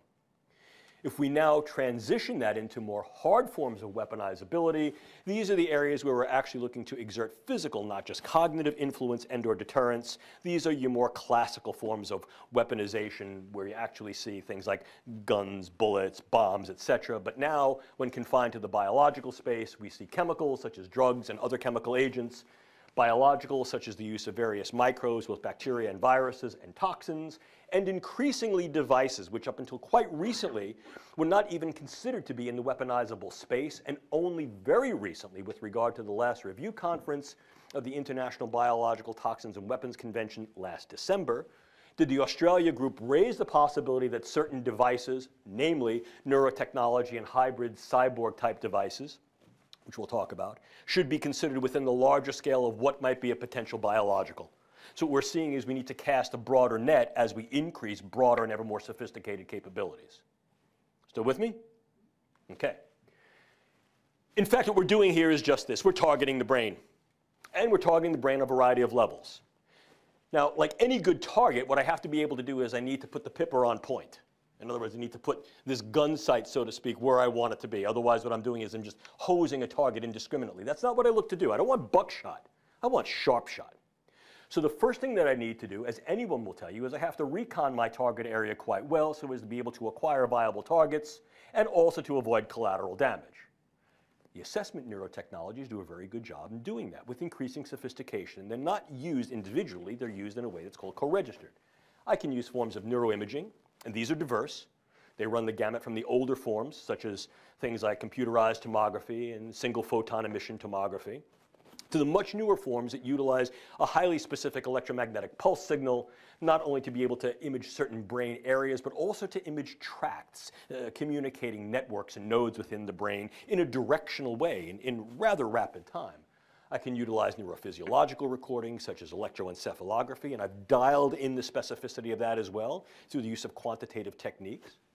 I can also look at neurogenomics and neurogenetics, taking a look at genetic profiles of individuals and groups to be able to determine what genes may be in fact coding for certain structures and functions of the brain. I can utilize proteomics and other forms of biomarkers, and I can utilize neurocyber-informatics. In other words, I can harness all of these forms of assessments to a big data approach that allow me to make both comparatives and normative indices, not only within an individual, but between individuals, not only between individuals, but within and between groups on a variety of scales. So the idea of assessment technology, in many ways, combines each and all of these, and the combinatory power of that is facilitated and fortified through the use of big data. We've written comprehensively about the use of big data as a force multiplier in neuroscience and neuroweaponology, and if you're interested, I'd be happy to provide that to you. But the idea here is, like so many other forms of recon and evaluation and assessment, we as humans tend not to turn rocks over just to look what's underside. We turn rocks over so we can use what's under there. The brain is no different. If what I'm doing is I'm trying to put a pipper on target and make sure it's square on point, I want to do something with that. This is not just a let's go see mission. This is a let's go see so that ultimately we can translate this into some viable effect, either of the knowledge or to actually target these things through the use of some technique or technology. Now what we're looking at is the interventional techniques. Do not ignore cyber, because power comes from knowledge and information. And if I understand how a brain works and how neurocognitive mechanisms are operative and the various impressions we then gain in our thoughts, emotions that may ultimately feed into behaviors, I can manipulate the type of information and its delivery so as to be able to influence brain state. This is part of the incentive and underlying rationale and methods that were employed in a DARPA program called Narrative Networks that was led by a colleague of mine, Dr. William Casebeer.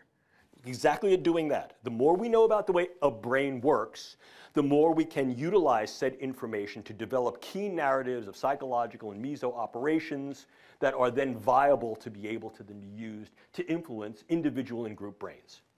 We've done this for a long time. This is also referred to incidentally as neuromarketing. And ordinarily, I just kind of shy away from that neuro prefix because people tend to use it literally nonsensically. And in fact, a quick homework assignment for those of you who are students in the room. I never lose my professorial demeanor. For those of you who are students in the room, after the lecture today, sometime maybe over the week or weekend, just go to a magazine store, a bookstore, and pull out a few magazines. They don't even have to be science magazine. They can be like fitness magazines, Wine Spectator, Whiskey Advocate. My God, I sound like an alcoholic. Whiskey Advocate, Shape, Vanity Fair. I guarantee you that there's going to be some discussion there with a picture of a neuroimage that says, this is your brain, fill in the blank. Drinking beer. This is your brain in love. This is your brain after a breakup. We like to use the brain sciences to sort of import this type of information. And moreover, the idea that we're able to utilize this in a way to understand how brains work to influence various marketing stratagems is becoming ever more the norm. I have a colleague of mine who makes big six figures working for a marketing firm to be able to intuit these types of studies, bringing people into a scanner and seeing what they respond to, and then developing verbiage and image to be able to do just that. That narrative extends beyond the commercial space. It also extends into the defense space. And I refer you to a group of reports that we've been putting out over the past few years through the Strategic Multi-Layer Assessment Group that's headed by a fellow named Doc Kabayan at the Pentagon that looks exactly at that, the neurocognitive dynamics of deterrence. This is still somewhat soft.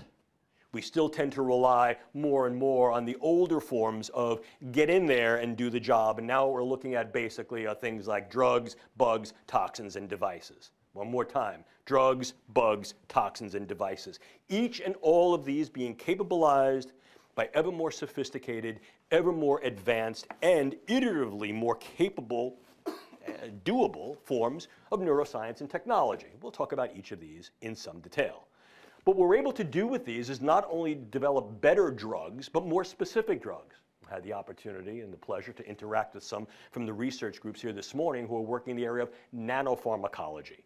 The idea of harnessing nanoscience to be able to make the drugs more penetrable, more accessible, and more selective in their capability to do just this. Target key brain sites and networks that have shown to be operative and functional in certain forms of our thoughts, emotions, and behaviors. Moreover, to be able to develop new forms of biologicals, not necessarily that are lethal, but that are morbid. And one of the more successful approaches to doing this is through utilizations of genetic modification of these microbes so as to take those microbes that were relatively benign and make them somewhat more morbid in their profile, make them more virulent, or to allow them to be more capable over a longer period of time so that they can be used against various individuals and populations with a greater level of efficiency. We can also develop new forms of neurotoxins, and since neurotoxins for the most part are peptides, they degrade fairly rapidly. But here too, forms of genetic modification, forms of nanomicellar encapsulation and delivery can allow these to become newly available and newly more potent and viable for the use in the weapon space. And once again, we're now exhibiting a new horizon of possibility, which is the neurotechnological device space. Each and all of these, what I should let you understand, is engaged by this particular process, which is a real term, integrative scientific convergence. It is a term that a colleague of mine, formerly at the State Department, named Dr. Ashok Vashasta, has been working very, very closely to advance and understand, and it's essentially represented by this neat little cartoon. It's a de-siloing of the capability space. It's also a de-siloing of the opportunity space, both for problems and problem resolution and problem generation yet again. In the past, when I grew up in science, as many of you have grown up in science doing, for those who are sort of more of my generation, you recognize you had fairly discrete silos of disciplinary operation. Those of us in chemistry who talked to those of us in biology, and there was some crosstalk, cross-fertilization, but very often they occurred at the top and the bottom of the silo. Things that occurred within the silo occurred within the silo. Sort of like what happens in Vegas stays in Vegas, what happens in your department stays in your department. More and more, however, we're moving towards this conjoinment model that de-silos the operation and opportunity space and allows for a much more convergent engagement of what the brain sciences can do. And in fact, for those of you working in the brain sciences, you recognize that there's a relatively sort of fluid dynamic that occurs between physics and chemistry, chemistry and biology, biology and behavioral science, and undergirding and perhaps overseeing all of these are both engineering models and computational models. These have been capabilized by this. So it allows us to conjoin cyber science and tech, the anthro and social sciences, natural sciences, biotechnology, and nanoscience and technology in a large integrative model that increases the viability, validity, and ultimately perhaps value of what the brain sciences can achieve in a fairly short period of time.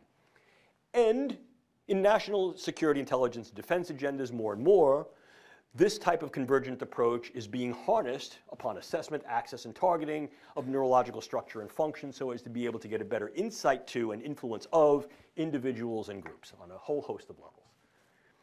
One of the things that makes this work, as I alluded to earlier, is the use of large-scale data banking and data utilization, what's referred to as big data. Not to belabor the point to excess or in extremis, understand it is used as a force multiplier. In other words, it takes the forces that are there and it multiplies both their capability and ultimately their value and utility as a consequence of being able to utilize large volume data banks, which then are able to engage, assimilate, synthesize, and pull down in real time individual cohort and populational data tiers, and in so doing allow multiple tier integration, multimodal, multi-level, and then also allow real-time access requirements that can be utilized in practice. In other words, we can use these large-scale data integrators to be able to pull information about him and her and him in a comparative way, in a normative way, and also in a way that allows us to then develop various tools to be able to understand how better to access him and her and him, and all of, as you can tell from my New York accent, use. Now, this has to be scalable in many cases. Check, it is. It has to be customizable. We're still working on that one. It has to be accessible, clearly, because multiple user groups, shareholders and stakeholders have to get to it. And it has to be shareable. There are some issues that go along with that. And for those of you working in the neuroengineering space, this has been a long-standing issue, I would say in some cases, problem, with regard to developing the right types of big data tools and techniques, specifically for large-scale integrative projects, such as those that are being funded by DARPA, subnets, systems-based neurotechnology for emerging therapies, RAM, restoring active memory, haptics, et cetera. Multi levels of different types of data coming from different types of engineering and science that have to be pulled together to make a cogent picture. But we're doing that. We're moving in those directions. And in some cases, you also want to anonymize or de-anonymize these data, and there are some security issues that you would imagine go along with that. But the other issue that goes along with this is that at least on the research to translation side of the house, you see these increasing needs for what we call security. And I mean real security. You want these things to be secure in terms of their use because I'm providing a lot of information about the you-ness of you. Perhaps your lifelong history, your medical records, things about your brain, what they infer. And the nature of these systems is that you have to stack different types of data platforms and use platforms. And although I am not particularly a cyber technology mogul, my colleagues who are tell me that if something is stackable, it's hackable. I tell you from my own experience, what I am is a longtime judo player and wrestler. And I know if you want to knock somebody down, even the biggest guy goes down at their weak points, and that's their joints. And this is no different. And so the issue here is, yes, we need this tool. We're developing this tool. We see the viability and value of this tool. But we also recognize the vulnerability of this tool, as do others. Key point. Which means that as we're beginning to look at the potential weaponization, weaponizability of neuroscience, we also have to recognize the vulnerability of the tools we're developing to make it work. Those are not only our own vulnerabilities, but those are the vulnerabilities of those other groups that may be engaged in this. But now let's move a little bit more into the more direct applications of viable neuroscience and technology with regard to battlescape use, battlescape applications. I've given lectures over the past couple of years and written chapters that have directly attributed the brain as the next battlescape, and I truly believe that, as do a number of my other colleagues. I'm not alone in that belief. The idea of developing a much more punctate and much more clear definition of what dual use constitutes and recognizing that this is in fact a very usable domain of the brain sciences, I think is a reality we must face. So much so that let me give you a little bit of history as an aside, not to bore you. In 2008, a convening group of the National Academies of Science created a special commission, a task force, to take a look at the viable military use of the brain sciences. In 2008, they said, yeah, there's a lot of stuff going on there, but it ain't ready for prime time yet. 2008. In the interim, there was an ongoing study being conducted in Europe by the Nuffield Council of Bioethics that devoted a specific chapter to the weaponizability and dual use potential of brain sciences and said, you know, we're getting very close. And they estimated that within about a year or two, this would in fact be translatable and ready for prime time. In the United States, the same convening panel of the National Academies reconvened, and in 2014 wrote a second report that said, yes, indeed, the brain sciences have matured to a point not only where they are ready for primetime national security, intelligence, and defense applications, but are currently being investigated and in some cases are being used in such endeavors, not only domestically but worldwide. 2008 to 2014, what happened? I'll tell you what happened. It reflected the transitional pace of progress in the brain sciences, which has gone from between 15 and 20 years down to a translational space of about 60 to 72 calendar months. In 5-year windows of opportunity, the brain sciences are able to make ardent strides, and as a consequence of that, are now moving rapidly for their consideration into this operationalizable space, ever more. What I caution against very strongly is two things. Number one, crying wolf, and number two, what we call chicken little phenomenon. The first is wolf, wolf, wolf, and there's no wolf there. So finally, when there is a wolf there, we're caught with our knickers down around our knees. And the second is the chicken little phenomenon. The sky is falling, the sky is falling. That's exaggerative claims. That does nobody any good, and it wastes resources. This is not crying wolf, and this is not chicken little. There's a wolf there. And although it may not be that the sky is falling yet, folks, it looks like rain. Bring an umbrella. That said, what's going to rain down? This.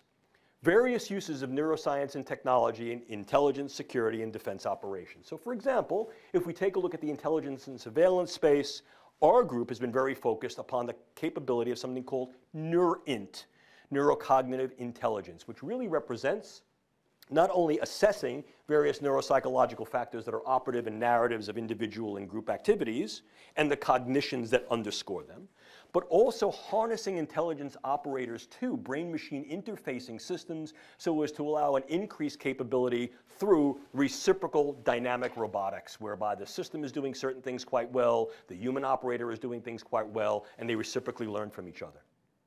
Demonstrated shifts in performance curves to the left, in other words, improvement in capability, has been demonstrated through some of these techniques.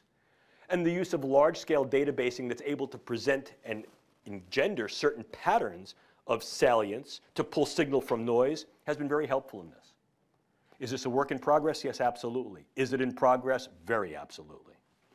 Moreover, we can utilize various types of brain assessment and access approaches for forms of biotracking, getting what's called neurological signatures or brain signatures on key individuals that then may be representative of whole groups. This feeds back to what we discussed earlier, the neural narratives. If I understand how his brain works and how her brain works, and I'm able to do that on a broad enough scale, I can develop patterns, and as a result, I may be able to use that in ways that inform my intelligence. It synergizes and force multiplies my human intelligence, humint, my signal intelligence, sigint, and my communications intelligence, comment. Neurint, coupled with assessment and access, gives me said capabilities. But I can also begin to utilize this for intelligence acquisition in different ways. I can, for example, utilize neuropharmacologics and various forms of brain stimulation to be able to extract information from key intelligence targets in ways that are far less deleterious and or harmful to said targets, and as a result, uphold a higher, if you will, moral conduct in the face of various forms of intelligence operations. Now that I've said that, I should tell you that this is not without argument, because there are those that think, wait a minute. The last sanctified space is that of my consciousness, and you're using this stuff to invade that? You're right.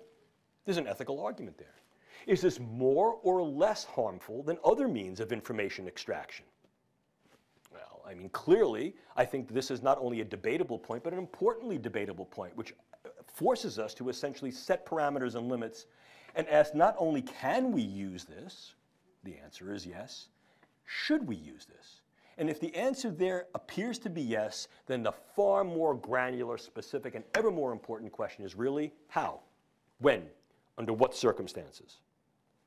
I'll keep you poised in excitement and anticipation on the ends of your seat for the answer to that, which comes later in this lecture. For those of you watching on video, stand by.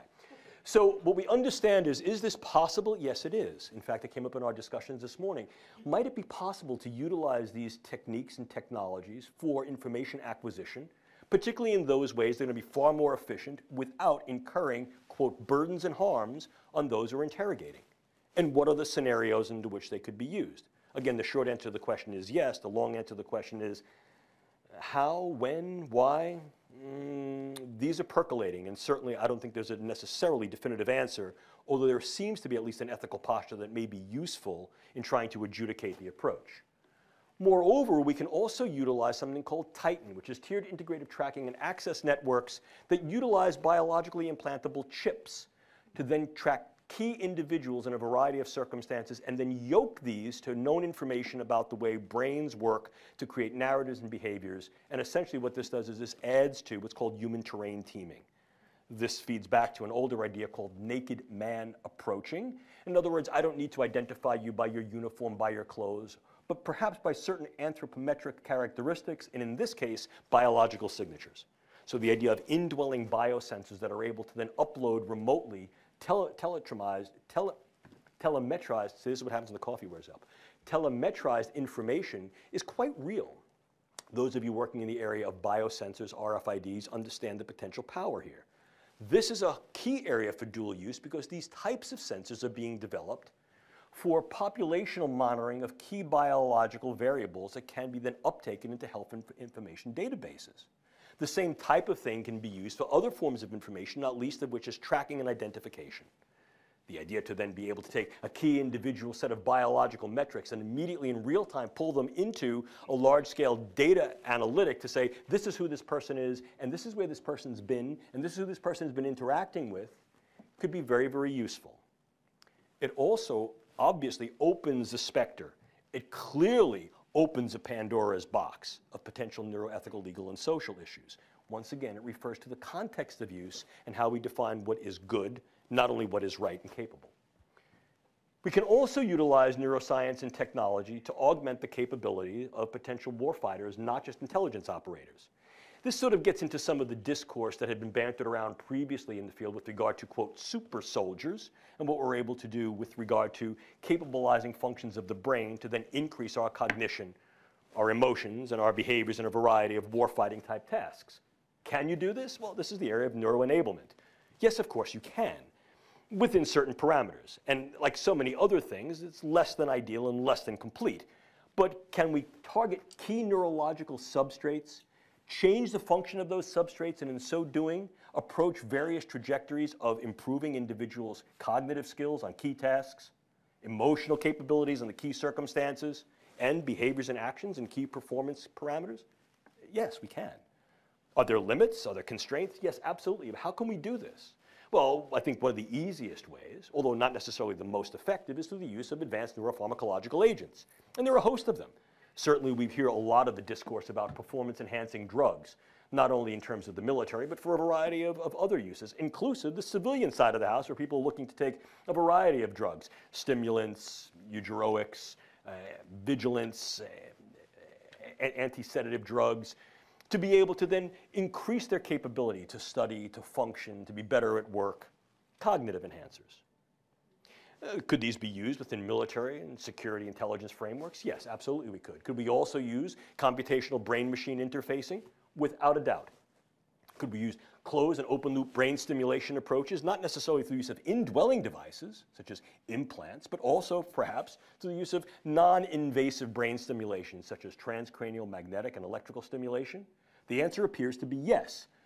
The short answer. The long answer is that it is exceedingly context-dependent. It's based upon brain state, based upon task, and we have to define what exact parameters of performance we're looking to affect, and what changing the function of nerve and brain does to change the relative outcomes with regard to these performances. But that doesn't mean we can't do it. The question is, should we and how? The same is true with regard to neurosensory augmentation. Here I'll speak very specifically to some of the programs you have ongoing. There have been some bioengineering programs here at this laboratory that has looked at the capability to increase visual acumen, if not restore sight, to individuals who've lost their sight.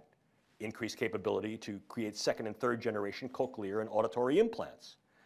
These are not limited to the usual range of the human sensorium, but can in fact be used to get increased focus, what's sometimes referred to as eagle eye, or sometimes referred to as bat's ear. So the ability to then extend the sensorium and modify human capability outside what falls within the Gaussian distribution of what is human clearly is capable here, and may be paired to other forms of neurological intervention to create open and closed loop brain systems to really expand not only the capacity of the human system within its functional range, but to go beyond that and now have something called exceptional modification. No sci-fi here, folks, only facts. Then we get into the real form of a weapon. And we're talking about a real form of a weapon. Remember, this is a means of contending against another in each and all of these dimensions. Assess and predict their escalations to violence so that we may be able to intervene, perhaps mitigate those, mitigate said aggression directly or indirectly, incur certain burdens of morbidity that makes them less likely to engage in combative or violent activity, and in some cases, induce mortality. These are all viable operational definitions of a weapon, and can neuroscience and technology be employed for these? Each and all. One of the areas where we're looking to refine the capabilities of neuroscience and technology is something referred to as non-lethal or less lethal weapons. And while one might think that the ethical argument strongly supports these directions, here too, there is in fact a strong discourse that pushes back against any potential military warfare applications of the brain sciences that I think you need to understand. The reason I bring that up is that this can do two things. Number one, it creates a posture where the neurosciences cannot and should not ever be used for these types of operations. Please understand, my feeling on that is, wouldn't that be a wonderful thing? If we could in fact look ourselves in our eye as humanity and say we shall never employ science and technology for those means that may be destructive against others, irrespective of whether or not those individuals are aligned with our ideology and our beliefs. Yes, that would be. The reality of the situation poses itself as something quite differently, however. And the problem we need to face is that certain prohibitions, if not frank proscriptions against using brain science in these potential ways, even defensively, may create an opportunistic window for others to be able to then pursue these approaches more vigilantly and more aggressively. It's a balancing act, folks. I'm not going to necessarily tell you how to resolve it because I don't know, and it becomes difficult. There are certain things we can do on the research side of the house to dial back who does the research, what type of research is done, and what it's used for. But this is a cat that's already out of the bag, and as I hope to demonstrate to you in a moment, this is being conducted on an international scale, and so it may be a little late to start thinking about we're never going to use it like this and what happens if we do or we don't. What types of kind of neuroweapons can we engage and develop? Well, I provide them for you. I don't want to go down into specific granularity as to what each one of them do because I don't want to give you bad dreams, and you're not going to blame me if you wake up in a cold sweat screaming in the middle of the night. But this is what we can do with these things. Again, let's think here about drugs and bugs. If we're looking at drugs, we're looking at what we call in-close pharmaceuticals. These are not weapons of mass destruction. These are weapons of mass disruption.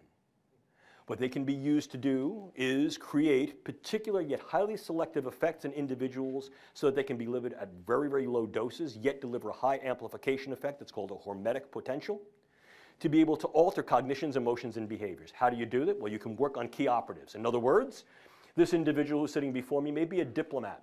They are now coming to interact with me. They may have a posture that does not necessarily align with mine. Can I alter their cognition? Can I alter their affiliation? Can I alter their emotionality? And in such a way, might I be able to alter their behavior? Yeah, I can. And if, in fact, this individual possesses political or charismatic capability, charm, charisma, leadership potential, to then stand before their people and say, this guy's my best buddy now, they might go, well, I'm following this guy. Or they might think he's stark raving mad and I've created social disruption within his political ranks. I can do that on a variety of levels, from individuals who are head of a small family or group, to the tribal, to the community, to the large-scale population. So we can utilize these things to be able to affect key operators and dynamic individuals who may charismatically, politically, or through other means of power be able to affect groups. It's a ripple effect. It is a ripple effect. Moreover, we can induce a number of neuromicrobiological agents to then incur something called high morbidity. These are not necessarily mortal agents. We can modify the existing palette of bacteria and viruses through the use of gene editing techniques. Very viable. This has been some of my ongoing work with my colleague Diane DeEulis at National Defense University. And what we can also do is recognize that there are existing microbiologicals that can be harnessed to then induce the effects. We can also engage certain chemicals that way. What we want here is a morbidity factor, not necessarily a mortality factor. I want to make people sick. And what I do here is the virus is not necessarily the bug. The virus is what I put over the internet. Let me show you how I can crash a system pretty easily. I affect key individuals here, here, and here. And then I take another community in the back of the room. I affect key individuals there. And then I take another community. I affect key individuals there. And then I do what every good attributional group does. I beat my chest and take credit for it. And what I put out over the internet is, this is a virus, a bacteria, an agent that I have infiltrated into your fill in the blank. I say it's a weapon of mass destruction. And what I tell you it's going to do is it's going to produce paranoia, anxiety, and sleeplessness. What I've just done is I've recruited every paranoid hypochondriac to think that they have whatever that is. I've used salient and sentinel cases, and I create essentially a legion of what's known as the worried well. They now flood emergency rooms. They flood their clinicians. The CDC responds back and says, no, no, no, there is no such a thing. And I've created a schism of trust between the population and the polis. It's both a short and a long war's effect. Moreover, I can create particular neuromicrobiologicals that may have a much longer duration of action. For example, modified Zika virus. And what I can then do is, as a consequence of that, is I can affect subsequent generations to incur a public health morbidity and mortality effect that then creates an increased economic and perhaps social burden. Long war scenario. If I wanted to do something that's a little bit more proximate, I can utilize nanoparticulate matter. Now, we can utilize nanoscience to create much better drugs, to get them where they got to go in the brain. I can create nanoscience and nanotechnology to be able to escort certain drugs across the proliferant barrier, which is the blood-brain barrier and cerebrospinal fluid barrier. So I get these things where they got to go. But I can also utilize nanoparticulate matter in a very indiscriminate way. The idea here is that I can get something called high CNS aggregation material that is essentially invisible to the naked eye and even to most scanners because it is so small that it selectively goes through most levels of filter porosity. These are then inhaled either through the nasal mucosa or absorbed through the oral mucosa. They have high CNS affinity. They clump in the brain or in the vasculature, and they create essentially what looks like a hemorrhagic diathesis, in other words, a hemorrhage predisposition or a clot predisposition in the brain.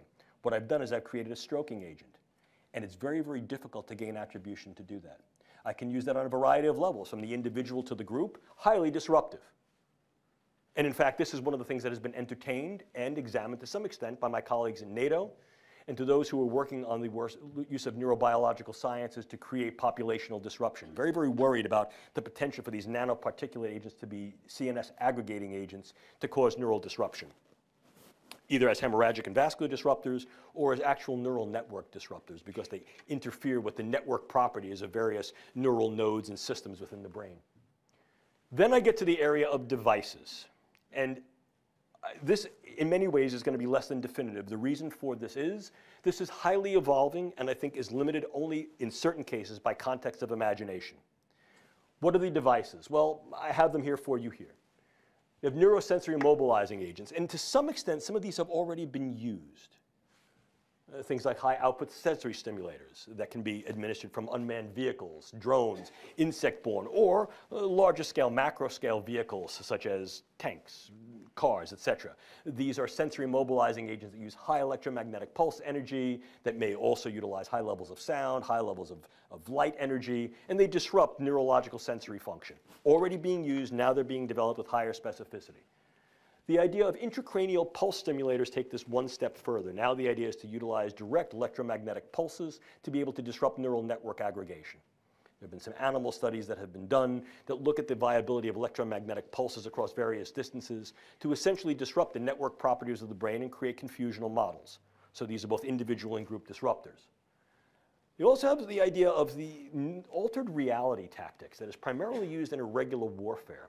And here, once again, when we understand the construct of the way neural networks operate, they operate by key controller and influencing nodes that interact with other neural networks within the brain electrochemically. If we can utilize transcranial mechanisms to be able to disrupt this, what we can do is we can create disrupted neural network aggregation and literally disrupt people's sense of time, space, and place. And there have been a number of experiments that have examined this, more in the medical context of looking at how we can try to control epilepsy. And we do recognize that these things are viable, although they have not yet been translated directly into operational use. But they have been entertained for certain forms of special operations in irregular warfare, and so they're on the palette of possibility, although not near-term probability. Yeah. If we go one step further, I think it becomes important for us to also understand that we can utilize devices slightly differently. This is the idea of the sort of non-human cyborg. And I don't use that word in any way colloquially. I mean it literally. A cybernetic organism that is an integration between a biological system and a technological system. The pioneering work in this field was done years ago. It was Delgado's work with deep brain stimulation in a bull. He utilized deep brain stimulating electrode coupled to a remote device, got into the bull arena, induced the bull to charge, pressed the button, and arrested the bull's forward motion. Stopped, poised right before him. See what I can do through the use of cybernetic interactive systems. Remotely controlled brain systems, brain interfacing. Could we now utilize that on different scales? Well, we're not talking about dropping electrodes into people's heads, despite what people will say. This is not a large-scale program to infiltrate the population with indwelling electrodes.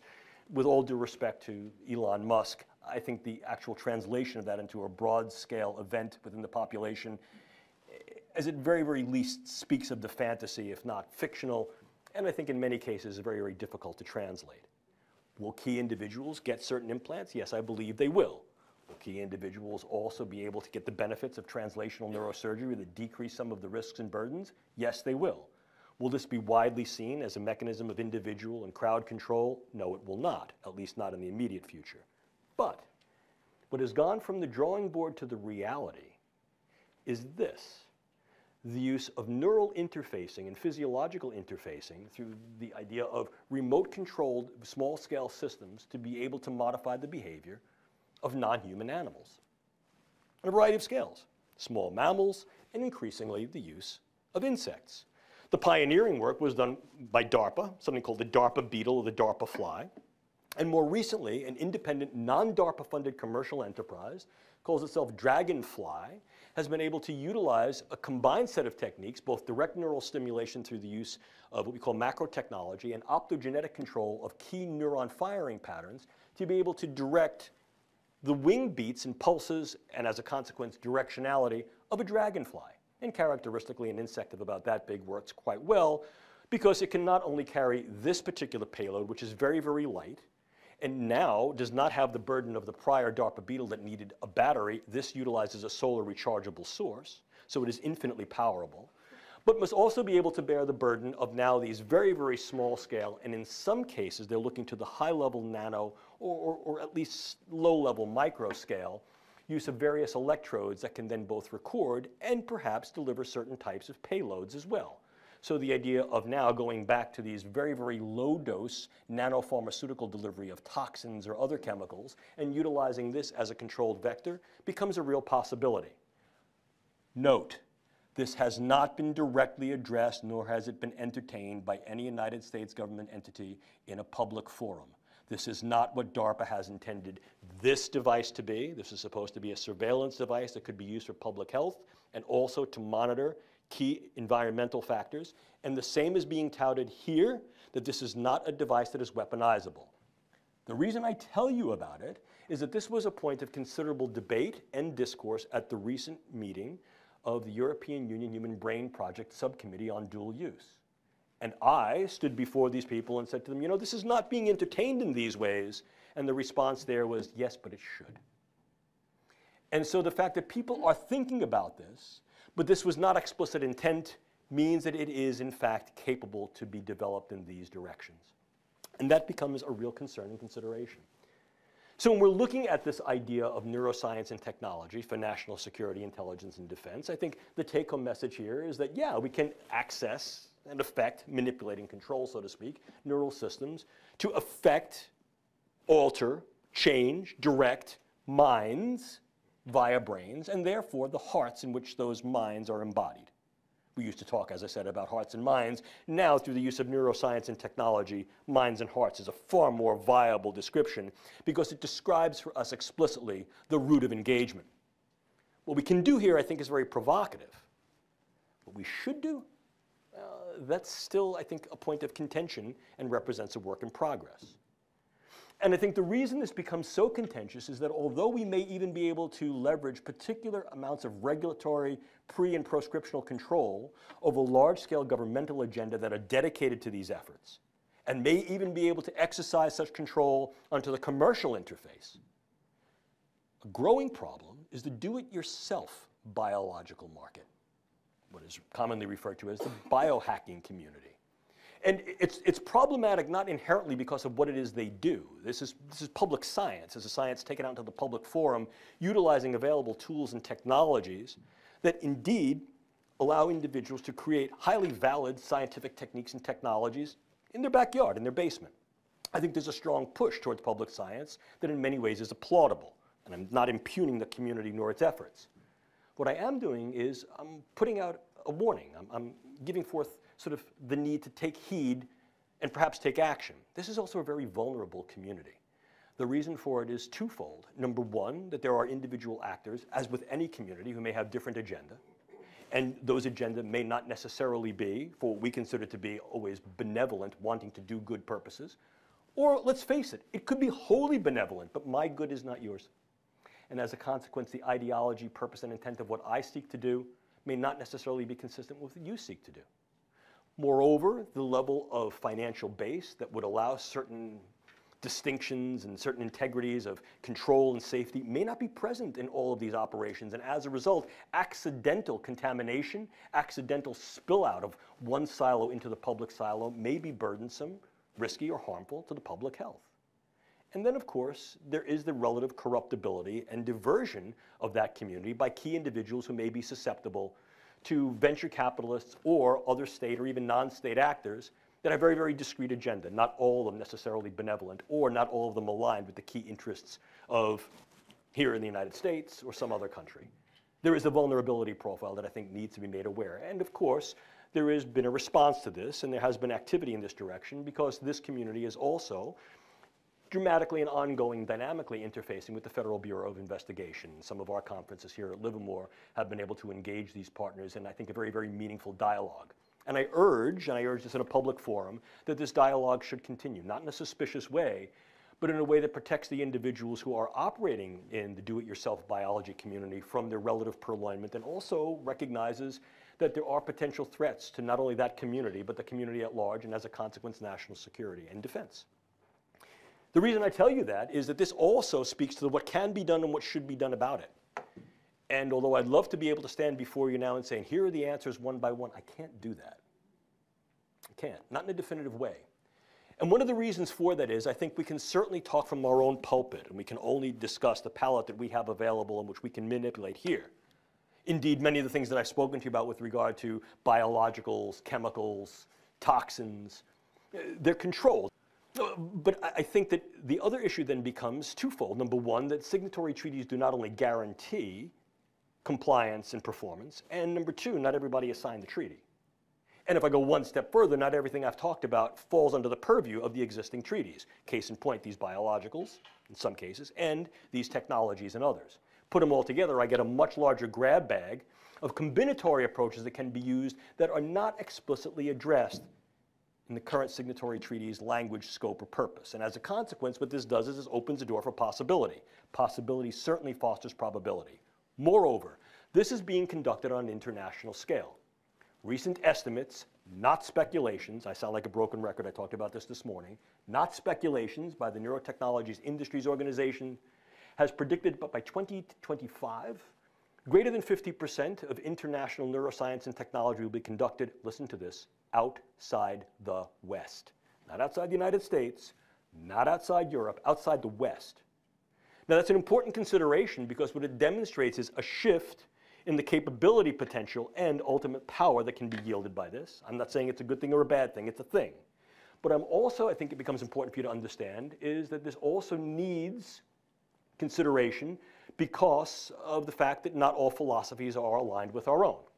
Moreover, the needs and values of other cultures may not necessarily be the same as ours. And they have every right in the world to be able to engage that cosmopolitan viewpoint. In other words, certain cultures have different philosophies that then acknowledge different needs and different values in distinct ways. And if in fact we recognize this, it demands a larger discourse, one that brings together international partners in a cooperative way to be able to both pulse the field and in some cases policy the field. And that's critical because failure to do anything right now leaves an opportunistic space wide open, and moreover, overt proscriptions in these areas without consideration for that opportunity space can incur certain vulnerabilities. This is not something you want to get caught with your pants down about. Level of proper investment, attention to detail, and engagement I think is important. Is this the only weaponizable form of science and technology? No. Is this a huge threat that leverages up there, for example, with nukes, dirty bombs? No. Is this certainly, I think, a growing reality, and as such, a viability for risk and threat? Yes. Does the appropriate level of attention need to be dedicated to it and action then need to be articulated thereupon? Yes, absolutely. Do I have a specific number or percentage of time, investment, and dollars that in fact should be dedicated to this? No, I don't, because I think it too needs to be iterative in keeping scope and pace with the science as it develops. On the world stage, as I said, you've seen non-state actors, you've seen do-it-yourself neurotechnologies, and increasingly, what we find is that this is becoming not only, I think, a valid concern, but a viable concern given the relative facility of neuroscience and technology. We can pull this stuff right off the shelf. Much of it, particularly in the direct-to-consumer space, then becomes available to do-it-yourselfer as well as a variety of state and non-state actors. Moreover, there are dedicated efforts by a number of states that are keenly investing in the neurosciences and neurotechnologies, many with explicit dual-use capability and potential. Third, this is being undertaken not only by nations, but by independent actors who are then being venture capital funded, both explicitly and implicitly, by various nations that have keen interest in developing a disrupted or at least directional balance of power in this opportunity space. And as I tried to show you in this lecture over these past 40 minutes or so, this can occur in a variety of applications. And the lack of commitment to at least an understanding and good depiction of it on our side can, in many cases, not only not preclude others' initiatives, but in some case, opportunize it. So clearly what we see is that this gives rise to a whole host of neuroethical, legal, and social issues.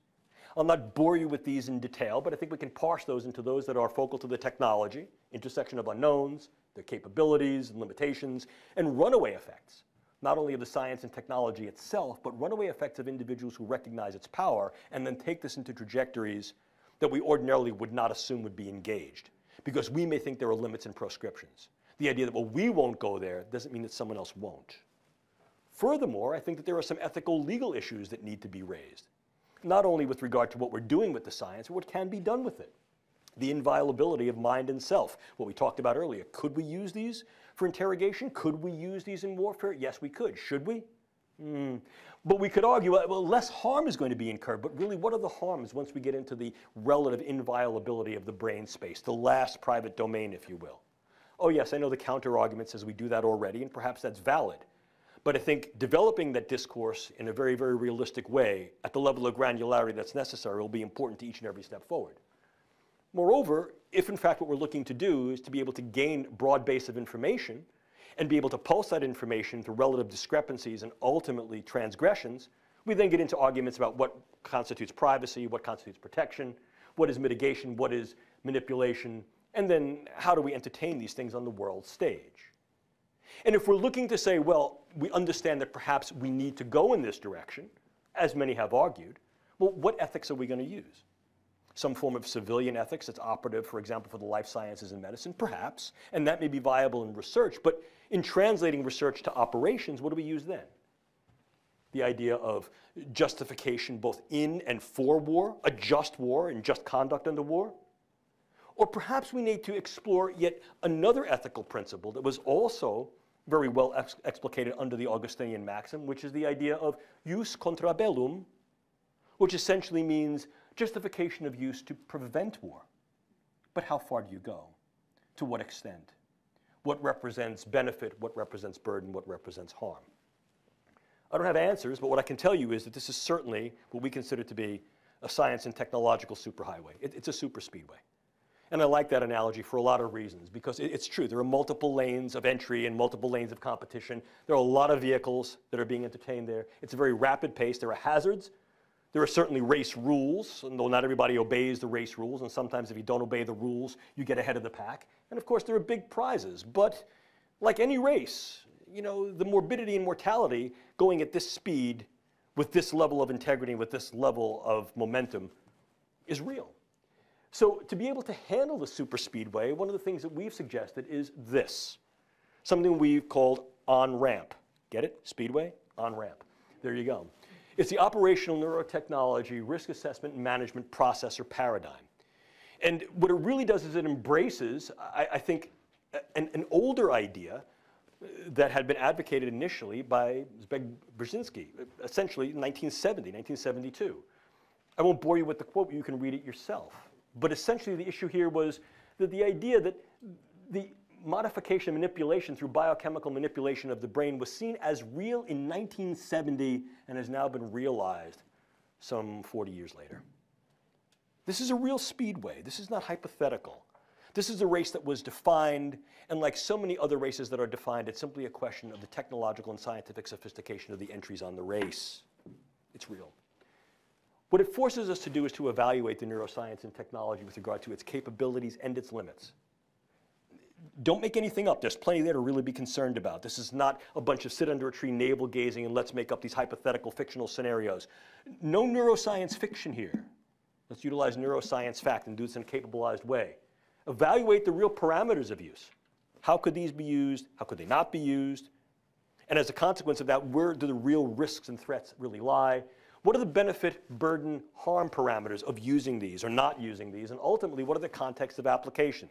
Intelligence, security, defense, public safety. In some cases, looking at the research side of the house and the operational side of the house. All of these must fit into this quasi-calculus of how we then approach risk assessment and mitigation. There's nothing new about this. This is a simple, tried and true risk assessment and mitigation paradigm that is now being applied to the use of neuroscience and technology in these key domains. What we've tried to do is to dial in the specificity through the use of some key questions. How do we do it? We identify the risk scenarios, try to model them, craft these strategies for preemption and preparation. Preparation is the big step. Strategies that are relevant and durable, and identifying the plan that's necessary. What do we try to do there is we try to develop these contingencies and exigencies. And in developing these things, it's essentially a four-step process. Looking at the technical rectitude, the right ways that one could utilize any neuroscience and technology. And what I mean by the right ways is using the techniques and technologies in correct ways. Using them in ways that are real, understanding the capabilities and limitations. What are the situational variables that are germane to their use? Could they be used this way or not? Yeah, I could say I want to neuroimage people, left, right, and middle, but am I going to get everybody in the scanner? No, I'm not. So how am I really going to use these things? Evaluation, ultimately a revision of these ethical concepts to guide use and frameworks for establishing and executing ethical engagement. Very important to do. These last two steps are work in progress. What we've called for in this approach is something called tasker. Groups of individuals can be assembled to look at the problem who are task agile, scientifically knowledgeable, and ethically responsible. Because what we're trying to do is balance the relative goods of neuroscientific and technological advancement with the relative burdens, risks, and harms of potential areas of dual use that could be employed and how those then affect national security and defense. We've called for a series of questions called W framing questions. What can the technology do? When will it be used? Under which circumstances? In whom? And then we frame these in what we call C contingencies. What is the actual capability of the science and technology? How it will affect the character of those upon which it is used? What are the consequences that its various use or non-use will occur? What are the contexts in which it may be employed, not employed, and what are the contingencies that go into that? And ultimately, are there issues of consent or non-consent that need to be defined?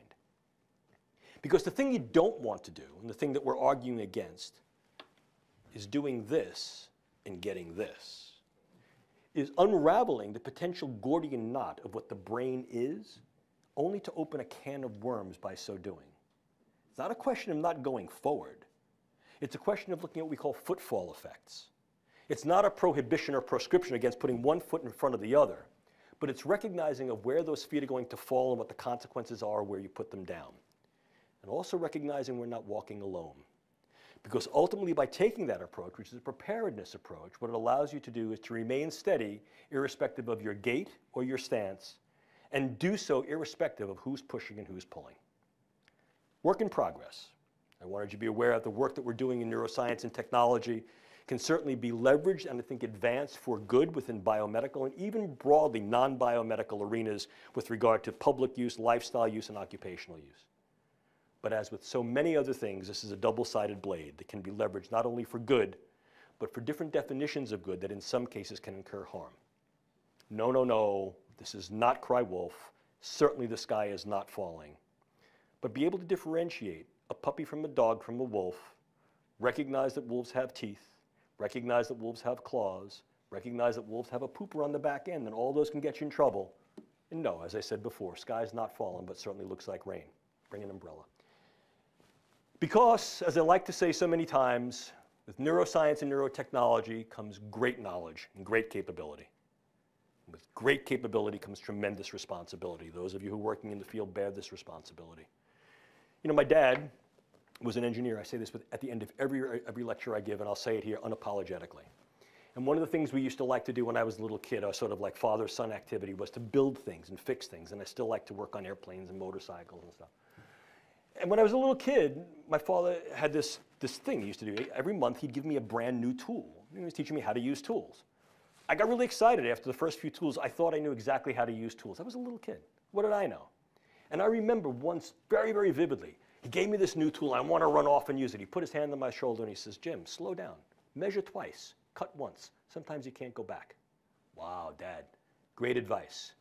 Neuroscientists, neuroengineers, colleagues, friends, those of you working in national security, intelligence, defense, those of you working on the policy side of the house, let's measure twice. Let's cut once. Because sometimes all of us won't be able to go back. It's a difficult field. If you want to get in touch with me, you know where I live. It's right there. Hold on. Boom, boom, boom. It's right there. If you want more readings in the field, I'll provide these for you. Certainly this PowerPoint is available to you. This is the part of the lecture that is the unabashed self-promotional plug. If you'd like to read more deeply about the uses of neurocognitive sciences in national security, intelligence, and defense, I recommend this. There are other books. Certainly the reason I give you this is because I'm proud of it, not because I did it, but because it was an effort in bringing together great minds from an international perspective to be able to look at the field and at least illustrate some of the ethical issues, if not solve the ethical questions that go along with it. And once again, I think the thing that we need to understand is that realistically, whoops, boom, boom, boom, come on, come on. There. The future's in our hands here. The brain's at our fingertips. The last thing in the world we want to do with this capability is fumble it. So with that, I'll end my presentation. I'll thank you for your attention. I hope I didn't bore, and there's plenty of time for questions. Thank you very much.